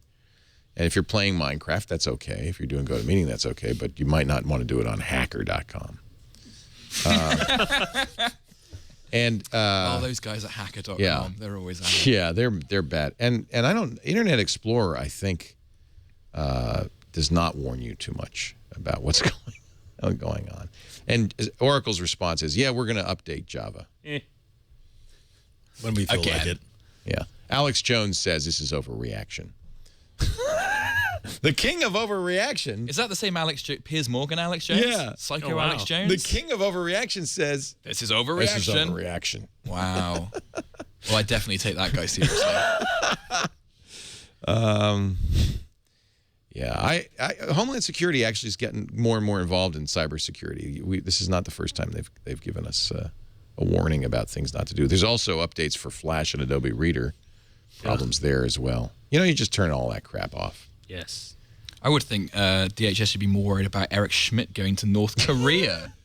I mean, what is that all about? That's like Jane Fonda riding in a tank. What could possibly go wrong? What could possibly go wrong? Yeah. Well, so it was a humanitarian mission. He's not lending aid and comfort to the enemy. No, I just think it just looked a bit strange, didn't it? Certainly the U.S. government was very unhappy about it. I mean, what did he officially announce his intention? So Google, the headline in the WSJ is Google's Schmidt presses North Korea on web barriers. He told North Korean officials that's gonna work. Must drop barriers to global internet access if they hope to develop. Tear this wall down. Actually, it's Kim. It's what is it? Kim Jong-un. Tear this. Well, you know what? To be honest, North Korea, I think, has a lot more pressing issues than digital access at this point. In a country that most of the people don't have power the full day, I think internet access might be kind of low on the priority list. Also, I'm just going to say that he wore the most bizarre sweater I've ever seen a man wear. Okay, don't go to Korea in a sweater vest. Don't go to Korea I mean, it's pink. Obnoxious. Maybe Susan B. Komen or G. Komen? There's really no excuse for that sweater. Yes, it's breast cancer awareness sweater vest. You are such a sad man. That's outrageous. Yeah, I like the spread collar. That's very British, but I don't understand the pink sweater. And it really is pink. Salmon. It's not even salmon. And so it's this very bizarre sort of two-pronged attack where he brings former New Mexico Governor Bill Richardson, well known for his work in North Korea, to say that Pyongyang should temper its nuclear development efforts and advance internet development efforts. I think it's reasonable for the State Department to say, we don't think private citizens should be wandering to North Korea and asking them to, stop doing anything. They probably don't want to be responsible for rescuing them somehow in like a month. There's a picture. I don't know. Is that Richardson? Yeah. That is it's interesting that he should say that thing is... He looks like he should be running across the stage with Balmer. Chasing a cake. Oh, Keith in the chat room says just to keep him away from I'm a Dinner Jacket, which is a twit throwback from many moons ago. Oh my gosh. He totally looks lost. It's like, where am I? I got on a bus for Vegas and ended up here. By the way, Google implied that Schmidt's not doing this on their dime either. And so he just got bored. Is that a public disavowal of Eric Schmidt from Google? It's like, well, we don't know he's there. We didn't send him. Who knows what Eric does? Maybe they decided to put a new a node out there somewhere in the hinterlands. That guy. He's always been kind of a character. Maybe he wants to have Google glasses manufactured in North Korea. Yeah. Have very competitive labor rates. Yeah. Yeah. By the way, I am still waiting for my Google glasses. Yeah, I'm number 737. I don't know. We're supposedly, what? The Pebble Watch is coming out. I'm going to get mine in a couple of weeks. Pebble Watch, the IM Watch, they were both at CES. I had the IM Watch. Terrible. It was horrible. Couldn't figure out how to use it. They had a press conference at CES, and they told the journalists, if you come to the press conference, we will give you an IM Watch. Yeah. And so it packed the room. Yeah. It was one of those, it was supposed to be 15 minutes. It went an hour and 15. Nice. And then they told everyone, well, we don't have the watches here. You all have to come to the booth, and we're going to do a sit down with you and guide you through all the features and how you should review it. And so half the people just took off. I reviewed it and was not impressed at all. It was very difficult to connect to the phone. And I'm, the only nice thing about the Pebble Watch is it is e-ink. So even if it doesn't work, it'll be an interesting watch. It's like that sundial watch that was so popular. Right. I still don't, although I January 23rd. I look at it and it looks lovely. I don't get how much, like, the whole idea of it pinging you when you've got like a new email or something. Right. Is it more work to like roll your sleeve up and look at your watch than it is just to pull your phone out of your pocket? No. I don't see it as a time saver. And I saw somebody saying, it's not a time saver, it's a fashion statement. But is it really a fashion statement? It is the most funded Kickstarter project of all time, more than $10 million in pledges, surpassing its initial goal over 100 times. People obviously interested. Want it, right? But I just don't get why. Well, it's programmable. It's cool. Cool. Cool doesn't need to have a reason. That is absolutely true. Sometimes I wonder, everybody, Apple, pretty clearly, certainly Google, Pebble, is starting to think about wearable computing, right? Google with the glasses. I bet you Apple's going to do something next year. What would they do? Well, they took that Nano off. I think they're going to make another watch. Make a Nano watch? Yeah. Because they need a new product category. They need somewhere to grow. They can't. They're done with the hyper growth. Yeah, that's going to really shut up the critics about having no innovation. Yeah. Yeah. Hey, we got a watch. I think, okay, I'll tell you what the next Apple product should be. I know. It should be an iPhone and an iPad mini. I'm tired of these little tiny phones. I want a Galaxy. Are you on a phablet? I want you want a Note 2. I want an iPhone in a mini, because then I only can carry one device. The mini's a nice, small enough for a tablet. Maybe it's a little bigger than an average phone. Hello? No, you don't do that, though. Nobody really talks on a phone anymore. Do you? I talk on my phone all the time. What kind of phone do you have? iPhone 5. Yeah. I have the Galaxy Note 2. It looks kind of dorky if you talk on your phone. A year ago at CES, just about when they released the Note, every member of the tech press was saying, "Oh, it's too big. No one will ever buy it." And now everyone wants it. How big is it? Is that 4? 5.5 inches. That's 5.5, because there are quite a lot of 5.5s at That's CES the this hot year. So Lenovo category. had the new 5.5. Yeah, right. 1080p. Which is the new hot category of phone. Yeah. But I think, I'm telling you, iPad mini, Apple's going to do it this year. iPad mini with an iPhone in it. And everybody's going to go, brilliant idea. And I just want you to remember. You heard it here The same guy who came up with Dig 4.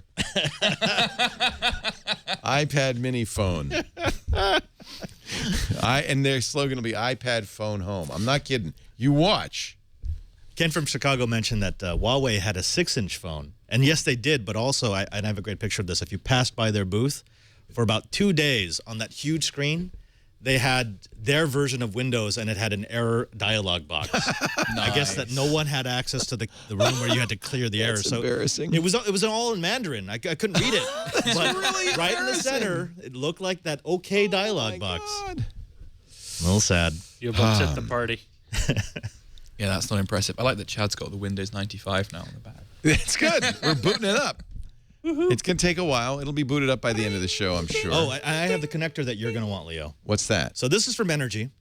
This is I like Energy stuff. They make batteries that you could charge your phones with and stuff. This is a 6.8 milliamp hour battery. So this could charge your iPhone 4.5 times over. Cool. It can charge up to 2 iPads at the same time. So it will do 10 watts. 10 watts. Wow. But it also has this. This is a little cable that they created that each breakout has a different connector. Yeah. And so they're going to put the You lightning know what connector doesn't have on it? The lightning. Yeah, you know why? Yeah, I know. But they said they'll ship that to me.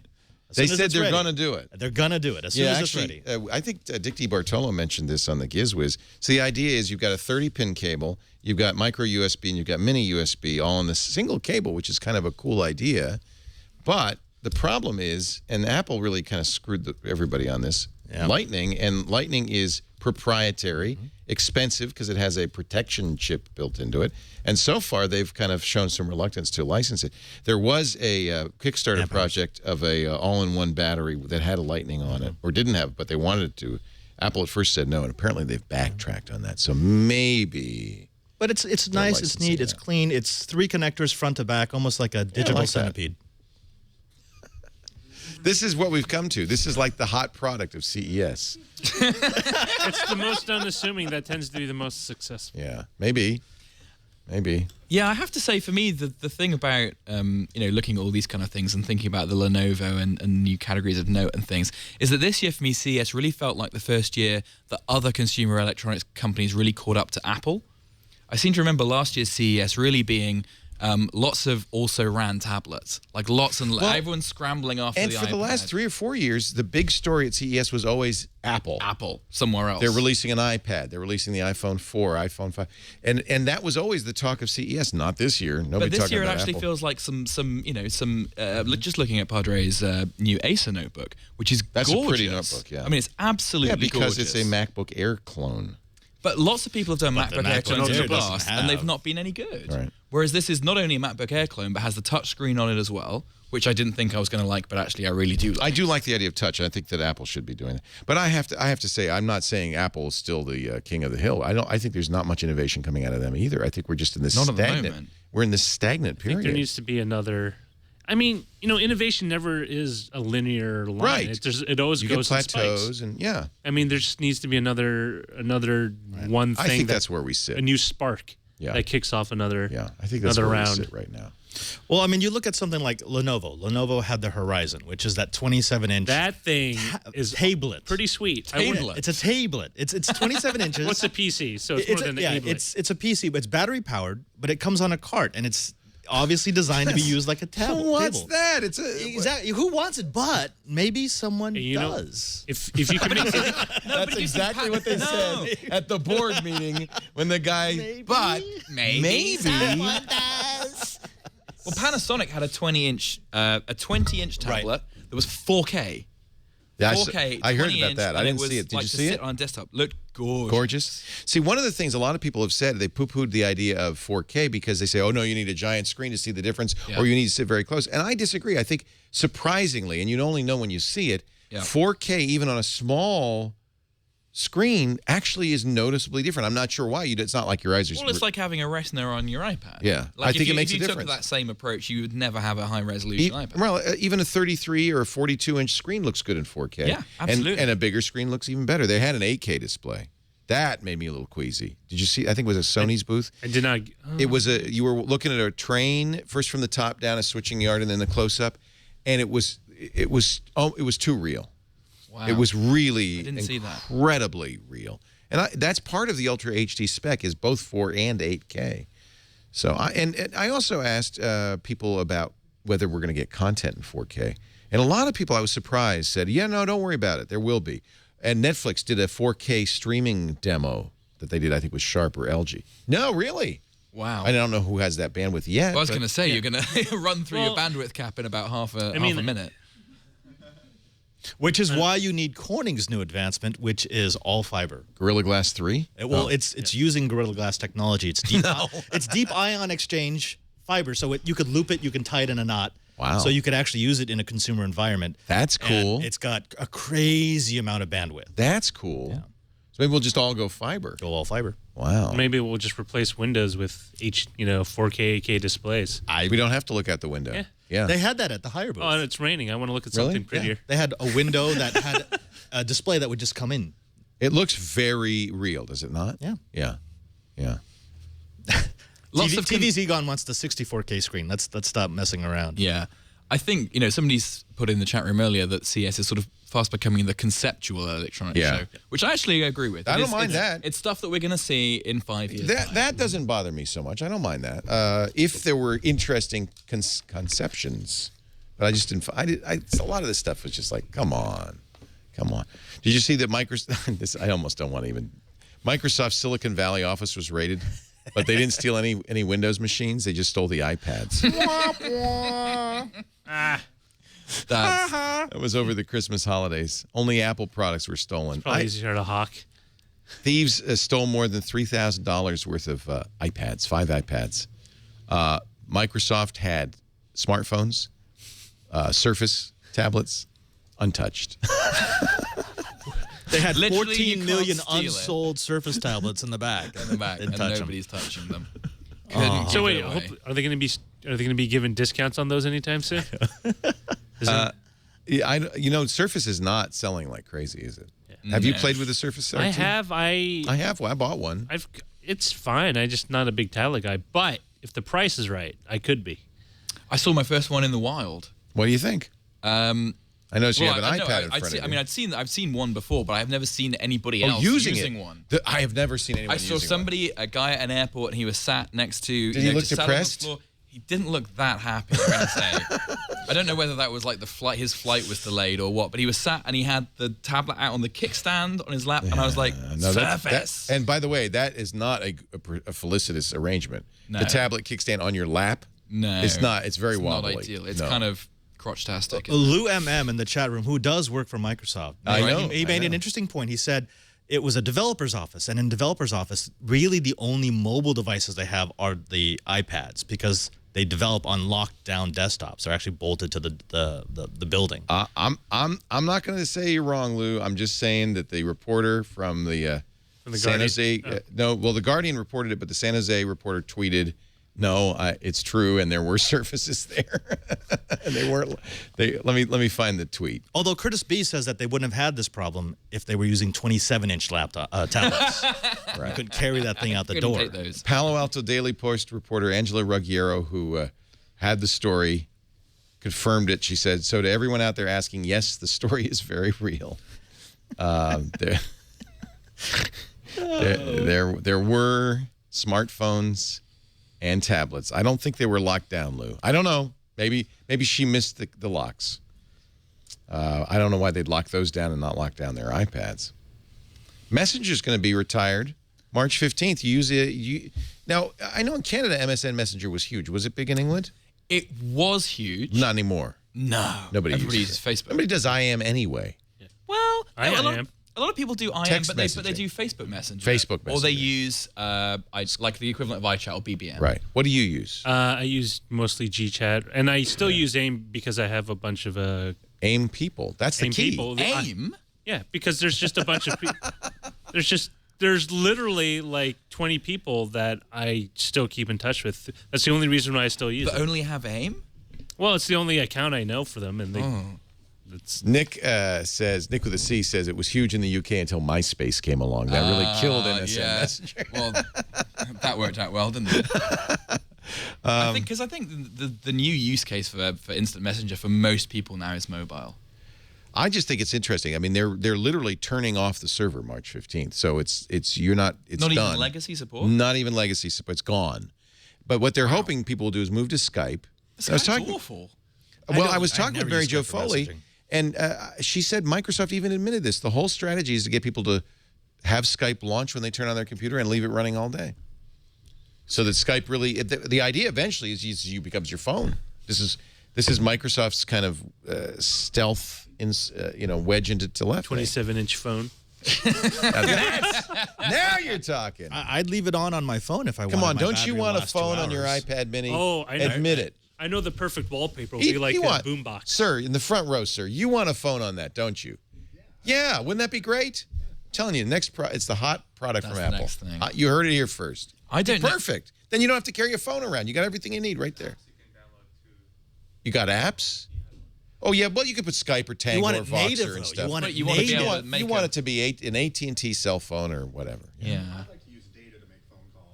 Oh, he's one of them. That's what I would get. He's a data phone caller. Because I want to.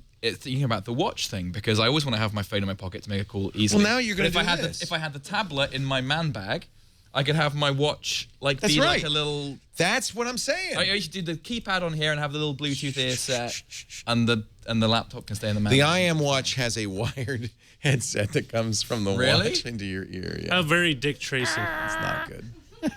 That's not ideal. Do you have a Merce? A man bag? A man bag. Oh yeah. A male purse? I have. Wait, is it an actual Merce or is it just a? No, it is a Burberry. Tote. Oh, that doesn't count. That's like a shopping bag. Yeah. Oh. A man bag would be something like a little bit smaller, a little. Well, I have that one looks of like a those as well. purse. Looks like a purse. Yeah, I have a little Mulberry over the shoulder thing as well. Wait, but this is my carry everything everywhere kind of purse. You know, just slightly larger would be a messenger bag. Yes. And then you would be a real man. The That's great thing about macho. this one is that it just goes over. Or the you could do like shoulder. Patrick Norton and have a 40-pound pack on at all times. Yes, Yeah, two. something like that. Two. You can see him coming, forward and backward. He's got giant. He's like Because geez, you need like more a help peddler. finding Patrick Norton, it's right? like a peddler. It doesn't stand out enough. I saw him coming. We like I said, we saw you at CES in the lunch line. I saw him coming a mile away. His pack precedes him. It's actually his walk. He has a very distinctive walk because he's carried such heavy load. Why does he do that? Why does he carry? He's carrying like 100 pounds. I think he believes that one of those devices in the back will Someday come, will be will come in useful. useful. One day it will save his life. That's what's happening. All right, N2 Tech says I can let's- feel the testosterone draining from that. There is nothing more manly than a man bag. The That's clue's in the you name. know, it's kind of exercise. You know, it's like wearing weights when you go walking, Yeah. except it's on Or your a shake back, weight. and it's like Yeah. okay, Shake weight. I can't see a shake weight without thinking of South Park. Now you got me thinking I about just it. want Let's a gif take. of that. There was a little. I honestly didn't think that was a real product when I There was first saw it. I know. Oh, I it thought is that a was real product. I thought it was a parody. It's like really. That Oh can't- no! I was watching it at the. I was watching it at LAX. Can't make this stuff The up. chat room says that thing that Patrick's carrying, isn't it one of his children? No, that's up here. That's the third. That's the That's second the third head. head. The Yeah. second head. He also carries 2 car batteries in case. He actually used to. He I kept agree it in with his that. truck for a while. Yeah. He carried his truck. What? He carried two extra deep cycle batteries. But that's from his Baja experience. He just- always carry extra stuff. It's just Patrick. Always been a character. And then he wears a kilt. Actually, I haven't Just seen to him tone one it wear. down a I little. He hasn't done seen the him kilt wear- lately. Wear one lately. He's grown out of the kilt. Hey, you know what you missed? Do we have a best of? Yeah. Do you know what you missed? And then do we have? By the way, I'm just questioning: is Tom Merritt going to do the week ahead? Wow. Well, I'll tell you what. Let's do the week ahead, and then we'll see what you missed if you missed this week. Hey, thanks, Leo. As you can see, I'm still putting things together down here in Los Angeles. But in the week ahead, I'll be back in Petaluma for a few shows. So I'm looking forward to seeing you then. Other stories we'll be keeping an eye on in the week ahead. Facebook holding a press event on Tuesday, January 15th. Also on Tuesday, Disney to unveil a new gaming initiative called Infinity. Wednesday, January 16th, sees eBay's earnings call. And Thursday, January 17th, sees Intel earnings. Those are a few things we'll be keeping an eye on in the week ahead on Tech News Today. Back to you, Leo. This is Twit. Frame rate. And it's so weird because I go to my parents' place. My parents never watch anything time shifted. It's always some cable news station on there and sports at any given time, or the Hallmark Channel playing that whatever that show with Tom Selleck is with the alcoholic and the dog. Know-how. Every week on Twitter, I put up a question. If you follow me as at Iaz, that's my name. Here's the question. What program do you use to find tags and arts to clean up your music library? Security Now. So speaking of same old, we have Adobe, who simultaneously issued security fixes for all of their things also, Acrobat Reader and the Flash Player plugin. And I write in my notes here, I just put blah, blah, blah. Which just to say, just go and update yourself. Ditto. This Week in Google. Buy some candy, scan your wristband, anything like that. You just go ahead. What's really cool about it is that with permission, the data will be in there. So when you go up to Sleeping Beauty, Leo, which I know you will, she'll say, "Oh, Leo, I haven't seen you in ages." Finally. Twit. Test drive one today. That's the voice. People were asking in the chat room. The voice is the great Jim Cutler, voiceover expert extraordinaire. Skateboarders. Oh wait, that's from Night from the Roxbury. Oh no, that's the SNL skit. For those who are not watching today, probably best not to. This portion of the show. By the way, what do you think Facebook is going to announce this on Tuesday? What is that all about? That's the Facebook phone, surely. Mobile. There's got to be some sort of mobile announcement. No Facebook phone in the future. Really? Facebook Land theme park. Ooh. You get to meet all your friends in person. Actually, it follows the stock price. It goes way up and then just takes a sharp dive. That's a roller coaster. The Facebook stock price roller coaster. Maybe they're announcing that Zuckerberg's price to message has gone up to $200. Actually, I hear Zuckerberg's going to North Korea. He's going to try to friend the leader, the dirt leader. So it's January 15th Kim at Jong Menlo plus Park. one. The invite says, come see what we're building, so it's very generic. It's a theme park.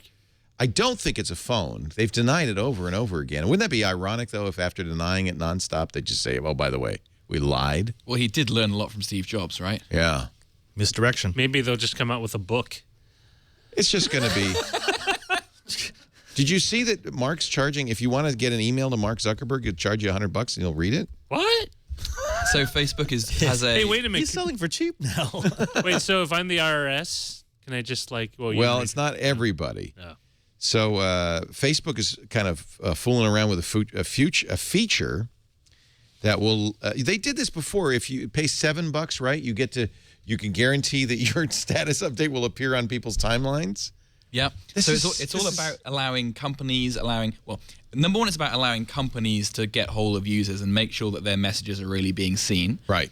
But it's also about allowing people to connect with people in a really sort of emphatic way. So if I was holding an event, for example, that I really wanted my friends to definitely know they were invited to, I could pay $7 and have it pinned to the top of their wall so that when they next logged into Facebook, they could say, hey, Will's got this event and he really, really, really wants you to come to it. Or you could just call them like a normal person, say, hey, you coming? So not everybody gets this, but this is a screen cap that Mashable got. New message to Mark Zuckerberg. It says, you aren't connected to Mark on Facebook, so your message would normally get filtered to his other folder. You can send this message to his inbox for $100 or just send this message to his other folder. And then there's a big button that says send to inbox for $100. That is so disturbing on so many levels. Well, he's been hard up for cash. It seems low. I was going to say, I would charge more. That's surely the best angel investment, $100 you could possibly spend. No, that's right? the best spam filter ever. $100. You know what? That would be brilliant. What if you charged every time someone wanted to email you, just charged 50 cents? Now, wouldn't that reduce the amount of email you got and really down to people that really wanted to get to you? The strange thing is you only get it if you're not one of his 16 million followers. So nobody who's going to pay $100 is going to get this. Huh? Rev share. Ah. It should be, but I don't think there's any I rev don't think share they're going involved to do here. that. I think So Facebook's a gonna member take of the our whole live thing. studio audience is suggesting, how would that work? So I pay $100. Who gets the rev share? So My friend? Facebook gets, so if I want to email you, Facebook gets $30. I pay $100. Facebook gets 30, and Mark gets 70. Well, I hope Mark gets some. Why? He doesn't need it. Because you mean Facebook gets the whole $100? No, let's say it's not the founder of Facebook. Let's say it's Steve Balmer. Another person who's hard up for cash. Would you? Let's pick someone else. Let's say it's me. You, Will Harris. You'd get some of it, and Facebook would get some of it. Is that what you're saying? Yeah. But Yeah. I don't think that's what's going to happen. I think if You someone think Facebook pays gets all of it? I think if someone pays $100 to email me, Facebook takes $100 for facilitating. That's evil. Well, it's like LinkedIn. So if you pay for a premium feature on LinkedIn where you can email anybody even if you're not connected to them, you're paying LinkedIn. LinkedIn doesn't give a rev share to the person you're trying to connect to. Just because you're important and need to be connected. Well, they've been doing this. pretty much. They already did it for a buck. Yeah. Right? And people did it for $1? Well, yeah, buck's cheap. Oh. But see, just send me $1. Yeah, and don't do it to me because I don't read anything. As how we many? discovered, How many? 49,000. What was in my inbox? 49. Wait. So you're gonna send 100? Couldn't you just hire one of those singing telegrams for far cheaper? And A then stripper. He'll Get him a definitely stripper. notice it. Get him a stripper. Are you Mark Zuckerberg? I have a message for you. Wait a minute. Let me open my man You have a bag. dental appointment next week. Is this Leona coming back again? Leona's. What the hell? Has this turned into a morning zoo all of a sudden? Chad, what are you doing, Chad? What is toilet that? flush? That was the strippergram. Oh, okay. It's $100. You could get a singing telegram. It'd be so much more useful, and it would be more indelible. Someone would remember the the balloons and the dancing. I don't know if so. you want them to associate that memory with you or As opposed to the though. schmuck who gave $100 over Facebook to send a message. Yeah. Was that the drop, Chad? That was the drop. Wait for the drop. Wait for the drop. That was chat realmers sending in suggestions for videos in the background. Oh, I forgot that's to always mute. fun. Yeah. That's It's always Metroid fun. right now. It Forgot was Super to Mario mute. Brothers. a while VentureBeat back. says it will be a phone. I don't think so. I want it to be a theme park. I love the theme park. What else would you have if you had a Well, Facebook think of all the theme park? games that are on Facebook, like Right. Farmville. It could Farmville. You'd, you you'd could get have to totally. send your thing. And you would get like, instead of getting money, you would get like, those paper tokens or things from a carnival, and you could turn them in for prizes. So you have to have a poking room. It's a theme park just Poking filled with room. farms and mobsters just Yeah. roaming around. Poking room. I like that. Oh. Zuckerland. Zuckerland. You've been zuckered. And just random pokes at any time. Yeah. $50 a poke? Whoa, not That's that good kind value. of poke. Our show today brought to you by our friends at Carbonite.com. Online backup done right, Mac or PC. If you need to get it back, you need to get Carbonite. Carbonite backup solves the big problem of backing up. First of all, it's got to be automatic, right? Because if you have to remember it, you aren't going to do it. You could have every USB key in the world, and you're still not going to remember to do it, right? It also has to be continuous so that if you make a change to a document, it immediately gets backed up. If it only backs up once a week, what happens on day 6 and your hard drive crashes, you've lost 6 days worth of work. So automatic, continuous. Now, I would submit it's great to have backups to USB keys if you can find what you're looking for, or an external hard drive. But you also should have off-site backup, because if the worst happens, a fire, an earthquake, somebody steals all your stuff, you got to be able to get it back, and only off-site's going to solve that. You can encrypt it on the way. Of course, it's automatically encrypted with SSL, but you can even encrypt it privately if you want. Trust no one encryption. Only you have the key. And by the way, one of the things I really like, you can see your data anytime. Just log onto your Carbonite account on any computer, even if you've never used it before, or they have the iPad and smartphone apps. It's $59 a year per computer, less than $5 a month. That's real peace of mind. Go to Carbonite.com, use our offer code TWIT. You'll get 2 bonus months, 14 months for the price of 12 when you decide to buy. Carbonite.com, use TWIT as the offer code. You don't need a credit card, just the offer code TWIT. We're big fans of Carbonite. Highly recommended. Highly recommended. All right, last chance. Anything else from CES that you just you think is just got to mention? The robots over at the Lenovo. You told me. I went over there. And were they gone already? It's closed. Oh. It said closed for private meetings. So what were these robots? So one was a robotic spider the size of like a VW Beetle that you could drive. Oh, cool. The guy developed it. Was a Canadian student. Developed it for Burning Man, and over the years, originally it was gas-powered. Now it's completely electric. And the other one was a very large snake called Titan Boa. And were they driving around the parking lot outside, or? Yeah, Veronica got into the spider and was driving it around. Oh, I've got the video. This is on Texilla, right? Giant robot spider, CES 2013. I think they brought that snake to Google I/O this last year. It's a pretty cool robot. Wow. I mean, it's not really a robot. It's more of a walking contraption. Oh, my golly. Look at her go. All right, I got to skip the Ford ad. It's our sponsor. It's our sponsor, too. It's okay. Here she is, Veronica Belmont. Reporting from CES. Can I play this? Do I have your permission? Yes. Jonathan Skip here at the ahead if you wanna see Lenovo the- booth. Now, you are the creator of the Mondo Spider standing engineering. How did it come All about? right, I'm skipping ahead because I want to watch her drive it. Phosphate batteries. It's 100% electric. Come on, Veronica. It's fairs, schools, Come on, straightforward. It's like V. driving a tank. Go, V. Oh, my God. I don't want to run you over. Oh, my God. And you control it, or does he control it? No, you control It's it. a Mac. Can I take this back to my hotel? That was absolutely Oh, I want to see amazing, and I more. didn't That's even- cool. You drive it like a tank. There's 2 controls. Oh, left and right. too Yeah. It's like Battle Zone. It's not Felicia. Yeah, she probably hates it when people think she's Felicia Day, don't they? I've taken Is she? pictures of both of them together. Yeah. Wow, that's really we need neat. one of those in the brick Was she house. good at driving that? Once you get the hang of it, it's pretty Yeah, easy. because so you pull left to go Yeah. left, and you You just got to make sure the feet doesn't step on someone else's foot. So that was at Burning Man. Wow, that's caused some nightmares. Wow. But now it's Very cool. 100 powered by electric energy, no gas motor. That's kind of impressive. And the other thing I thought was kind of cool is pretty pretty pedestrian. But speaking of thumb drives, Kingston was showing off 1 terabyte thumb drive. I heard about that. That's a lot. Yes. And you know how much it costs? It was like, what is it, 15? No, $3,000. $3,000? Wow. Well, I think the thing that I saw that I really liked, although I didn't see it, I just saw some videos of it, was the Audi Batmobile. I did not see the. I'll take one. What is it? Which is, so Audi's put in into its new S7 cars. Yeah. And it basically is an autonomous system for parking, but for also coming and meeting you wherever you are.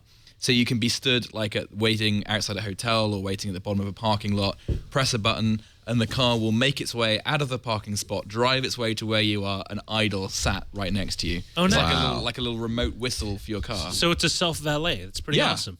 You go now, park it's yourself. obviously a prototype, right? Yes, but they said they are going to be bringing it to their next generation of cars. It's definitely not just a concept. You know, I give a lot of credit to Ford because they kind of introduced the idea of going to CES in the first place and saying we're a consumer electronics device.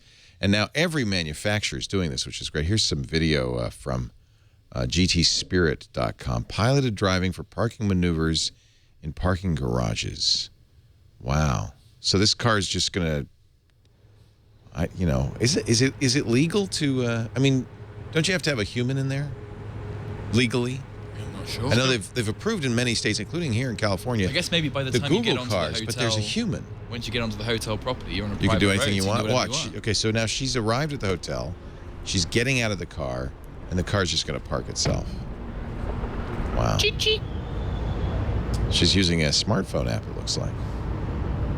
So if someone manages to hack your phone, they got your car? Do they? Yeah, really. Do they have to have infrastructure in the lot to tell the car where to go, or?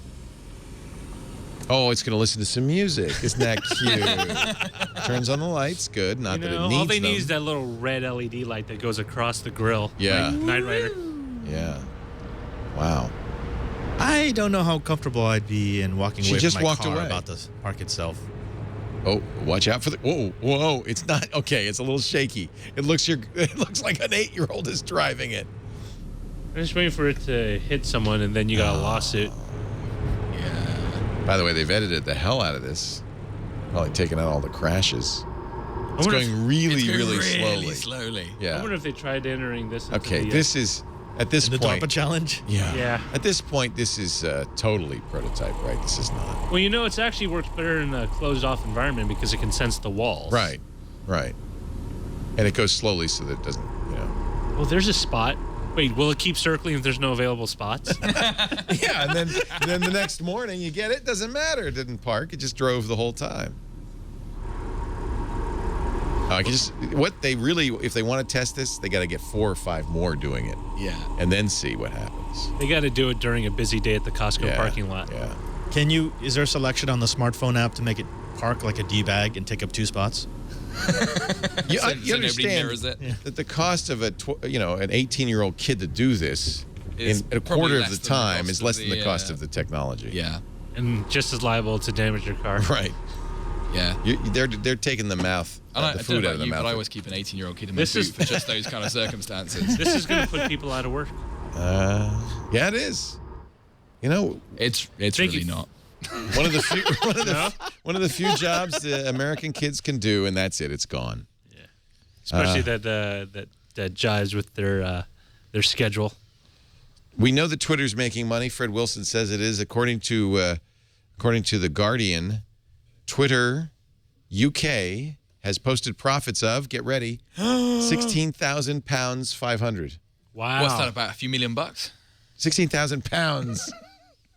I don't know. So What about is like it? 20 Sorry, that was an exchange. like $20,000. That's a pretty niche. It's like $1 exchange rate joke. million or something? No, like it's what's nothing. It's nothing. Well, it's probably one of those things. So there's been lots of controversy in the UK about global companies, particularly internet companies, who have UK subsidiaries which make no money for tax purposes. Yeah, same in the U.S. So I suspect It's the Dutch sandwich and the French handover.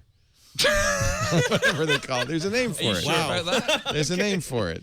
There's a name for You it. basically move all the profits to the one arm Right. that's in the least Yeah, tax. it goes to the Irish. They go to Ireland. That's got to be the episode title, The Dutch Sandwich. Yeah. Well, no, actually, we've used it already. Oh. Kickstarter had a great year. $320 million pledged, and I still haven't gotten my freaking dice. I got the Joey bra, and I got a plywood. Well, we're going to start getting some of those high-profile failures. The Pebble. I'll get the Pebble. I'm going to get the Pebble. I did buy, I think, an Ouya. That's supposed to come soon. I got, they showed it at CES, the VR helmet. What was that called? The Oculus? Yeah, the Oculus Rift. You pledged to that? I pledged to that, so I should be getting one of them. Well, 2013 is going to be the year that you get delivered the stuff that you ordered in 2012. You should come into work one day with everything you've purchased off Kickstarter and just walk in. The Joey bra doesn't fit. Yeah. It's too small. We had some fans approach us, Twit fans approach us with something they wanted to give to you. They're starting a Kickstarter for a standing desk. Do you remember? It was like it was called the Darwin, I think. Because we had a standing desk guy for Kickstarter successful, or maybe it was Indiegogo on the Gizwiz. Was this week? This week. Must be another one. Approached Chad and I and said, That's we love Leo. Could you show him this? And I said yes, and I don't know where I put it. Father Robert Ballister is the host of This Week in Enterprise Tech, which you can catch each and every Monday. What, noon? Noon Pacific 3 p.m. Eastern, 2000 UTC. That's right. On twit.tv. What do you got coming up? Well, tomorrow we're talking all about, actually, sit-stand. We've got a representative from Ergotron who's going to explain to us why it's a good thing. They make some nice desks. Yes, they do. You use an Ergotron on the set. That's right. The Twyat set is an Ergotron desk. And the info coming back about letting your employees either sit or stand throughout the day, it's unequivocally good. You need to do that. It's good for their health. Both sit and stand, or just stand? Sit and stand. So that's the key, is move up and down. Exactly. So Ergotron, in fact, I saw this at Macworld last year, has ones that just do it, bzzz, Oh, yep. Bzzz. I want one of those, but they're expensive. But I would like one of those. That would be fun. Maybe in the middle of the show, I could press a button and we'd all just stand up. Just have it randomly go up and down. That would be great for courts. Instead of telling everyone to all rise. All rise. Just raise the table. Roger Chang, it's so good to see you again. Yeah, no, I was really great. pleased to see you at CES too with the whole Techzilla gang. Do you have some Techzilla CES specials? What are you doing? Yes. Well, we did all our Techzilla coverage this past week, but we'll have our Monday wrap-up episode. So you did it live? No, we did not do it live. We released it already? Yes. Got it. You can find it at revision3.com/Techzilla or youtube.com/TechHD. TEKZILL. Are you working on their new tech feed, the tech feed channel at all? Yes, I'm doing a show called Downloaded with Jim Louderback.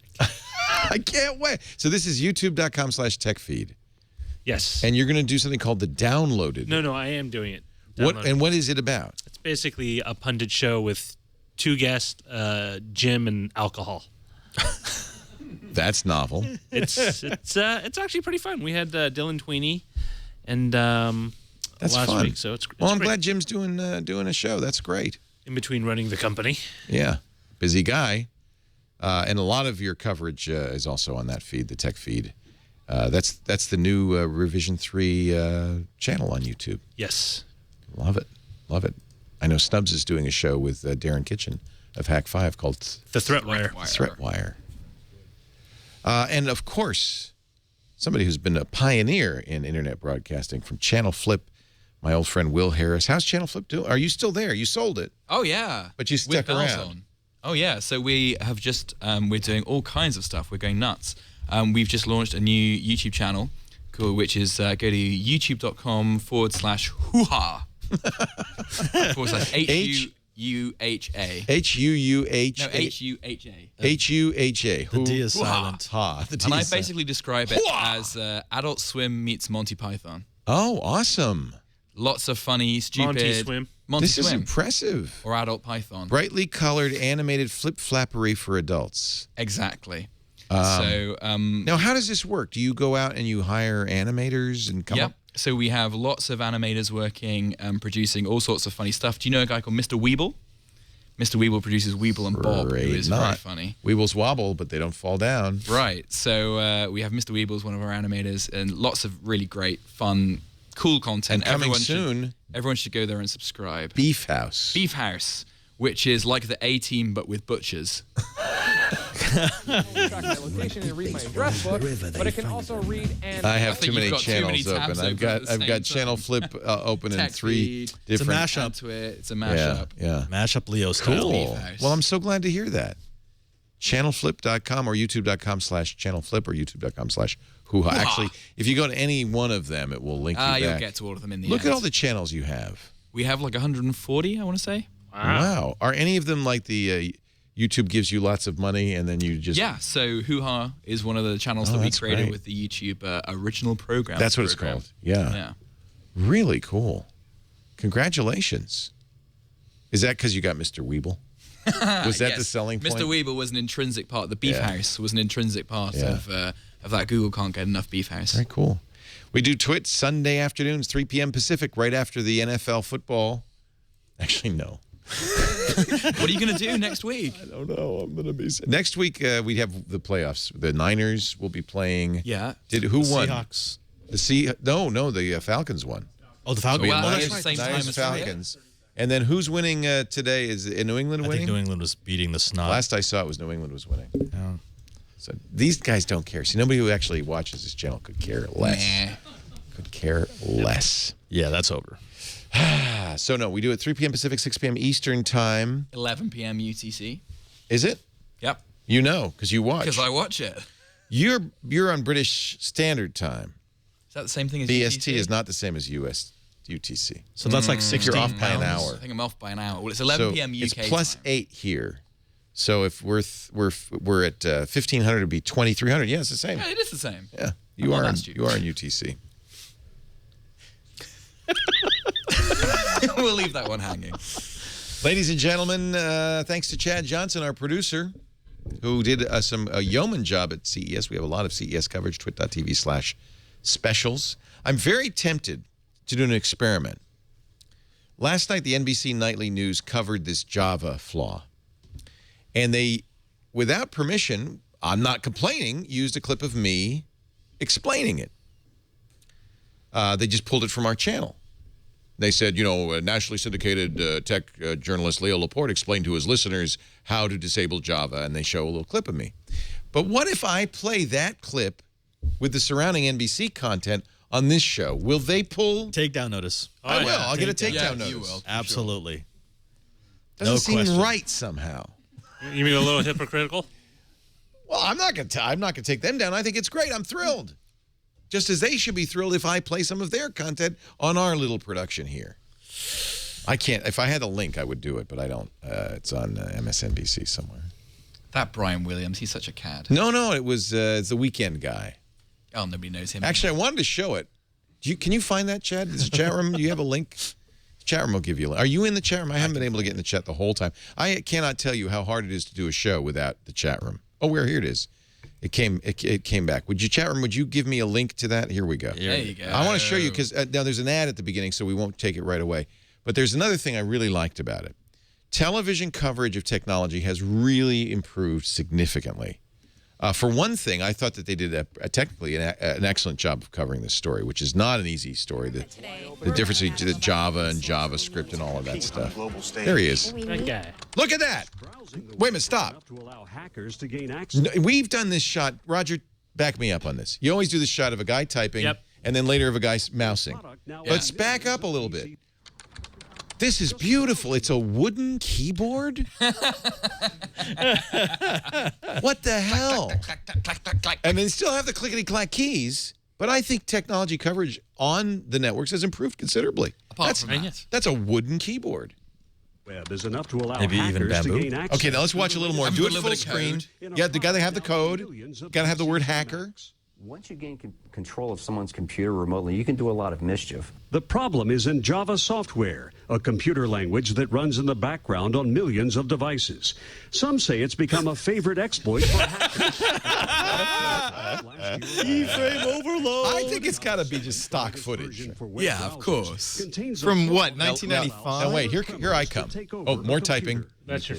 That was a hacker, by the way. He had rings. You get into all sorts Oh, of fun yeah, bling transfers. equals hacker. Anyone using browsers for PCs And you've or also Macs got to have is the at risk. dark room. Dark room. Just lit by the And they screen. noticed they had her mousing. Users to Dell install hasn't new made that updates. computer for 10 Oracle, years. I a know, maker it's of old. Java, It's all says stock in a footage. statement, it is aware of the flaw, but that it's limited to the Java for Browsers product, adding a fix will be available shortly. But the U.S. Department of Homeland Security is not waiting. On its website, I think they it actually do a recommends good job people disable Java. explaining this. The latest security problem is the talk That of the looks like tech a real world. office. Tech journalist Leo Laporte explained what to do on his weekly radio show. If you go to the settings of your browser, In Safari, now, I'm not complaining. We got a plug. Security settings. But they've just captured the screen. They captured the screen from our Twitch site and all that. More typing. More code. More code going by. More typing. You know, this is, by the way, it sort of climaxes to this bit where there's like got the typing and the overlay and the code is going down in some sort of like climactic. That's all stock footage. We could recreate that, I bet, from just the stuff on. Now the chat room's pointing out that they did pick up when I'm talking. I'm rubbing my eyes like I just woke up. Oh yeah. Oh, I've got to explain this Java thing. I'm on the freaking radio. If you close your eyes, I don't sound sleepy. It's just anyway. So now let's see. Let's see how long before we get the takedown notice from NBC. I guarantee you, 24 hours. Not even, probably. By the time I come in for Twilight tomorrow, it'll be down. There'll be a takedown notice. Okay, I'm laying down the gauntlet. NBC, I've got 1, 2, 3, 4, 5, 6 higher USB keys. And a camera. And a little camera if you don't take us down. I didn't mention, actually, the story that worries me the most. And I almost am tempted not to mention this. I'm nervous to mention this. There is a patent troll out there. At least I think I don't know. Maybe they're not a patent troll. Who claims that they have patented podcasting. Yeah. They apparently, I remember this, they sued Apple a little while ago. It's called Personal Audio, LLC. And they claim they invented podcasting in 1996. They have a patent which was granted to them last year. And a system for disseminating media content representing episodes in serialized sequence. They sued and beat Apple, got a judgment of $8 million. They've entered licensing agreements now with Sirius, Arcos, Kobe, RIM, Samsung, Amazon, and Motorola. They're now suing 2 of the biggest podcasters out there, Adam Carolla and How Stuff Works. Now, we asked for a comment from either of them, and both of them probably at the advice of their lawyers, said we aren't going to talk about this. We're not going to say a word. And I'm a little nervous about that. I would like to say, because I know we'll get a lawsuit next, right? Or channel flip. Somebody will be after somebody. And what I would like to see the internet, the podcast community do is band together and loudly fight this. But so it does make me a little bit nervous. They sue in East Texas because that supposedly is a place that's quite favorable to these patent lawsuits. Personal Audio says they invented this stuff back in 1996 or 95.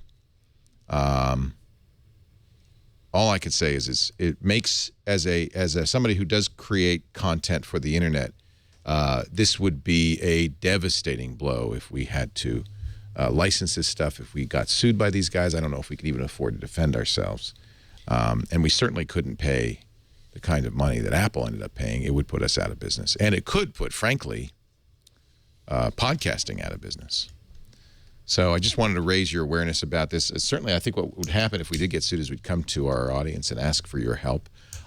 We've asked, and I would love to help Adam and How Things Work, but I think they both decided, probably their lawyers have decided it'd be best to just stay quiet. And I hope not settle, but perhaps even settle. But see, that's the temptation. I mean, they're not going to ask $8 million from Adam Carolla. They're going to say, well, it's going to cost you $300,000 to fight this. They ask the largest amount they can get away with. Yeah, that's going to cost you less than the legal action. Yeah. Yeah, and that's why I think we need to all band together. We need to make it. Together we have a chance. Singly, we don't. It's I don't know. It's crap like this that makes me want to go out and punch people. It really is. It is. Will you be an expert witness on our behalf? I don't know. I've been angry of late, especially this past week, just because I hate crowds. But man, it makes my blood boil. Well, I know we can count on our audience. It makes my blood boil too, and also it is exactly what's been wrong. We've talked about this patent nonsense for a long time, and I can't wait for Roger to get changry. People need to go and do getting changry. Changry behind bars. That's what I need. Thank you, everybody, for joining us. We'll keep you up to date on that story, believe me. And we do have a request out to both Adam and How Things Work. And by the way, we talked about Aaron Swartz, who helped write the code for Reddit. Sometimes is, I think, incorrectly credited as being a Reddit co-founder. Reddit founder Alex Ohanian joins us Wednesday on Triangulation. We'll talk about Aaron because I'm sure he'll have much to say. That'll be Wednesday at 3 p.m. Pacific, 6 p.m. Eastern Time. on Twit. Thanks for joining us. We'll see you next week. Another Twit is in the can.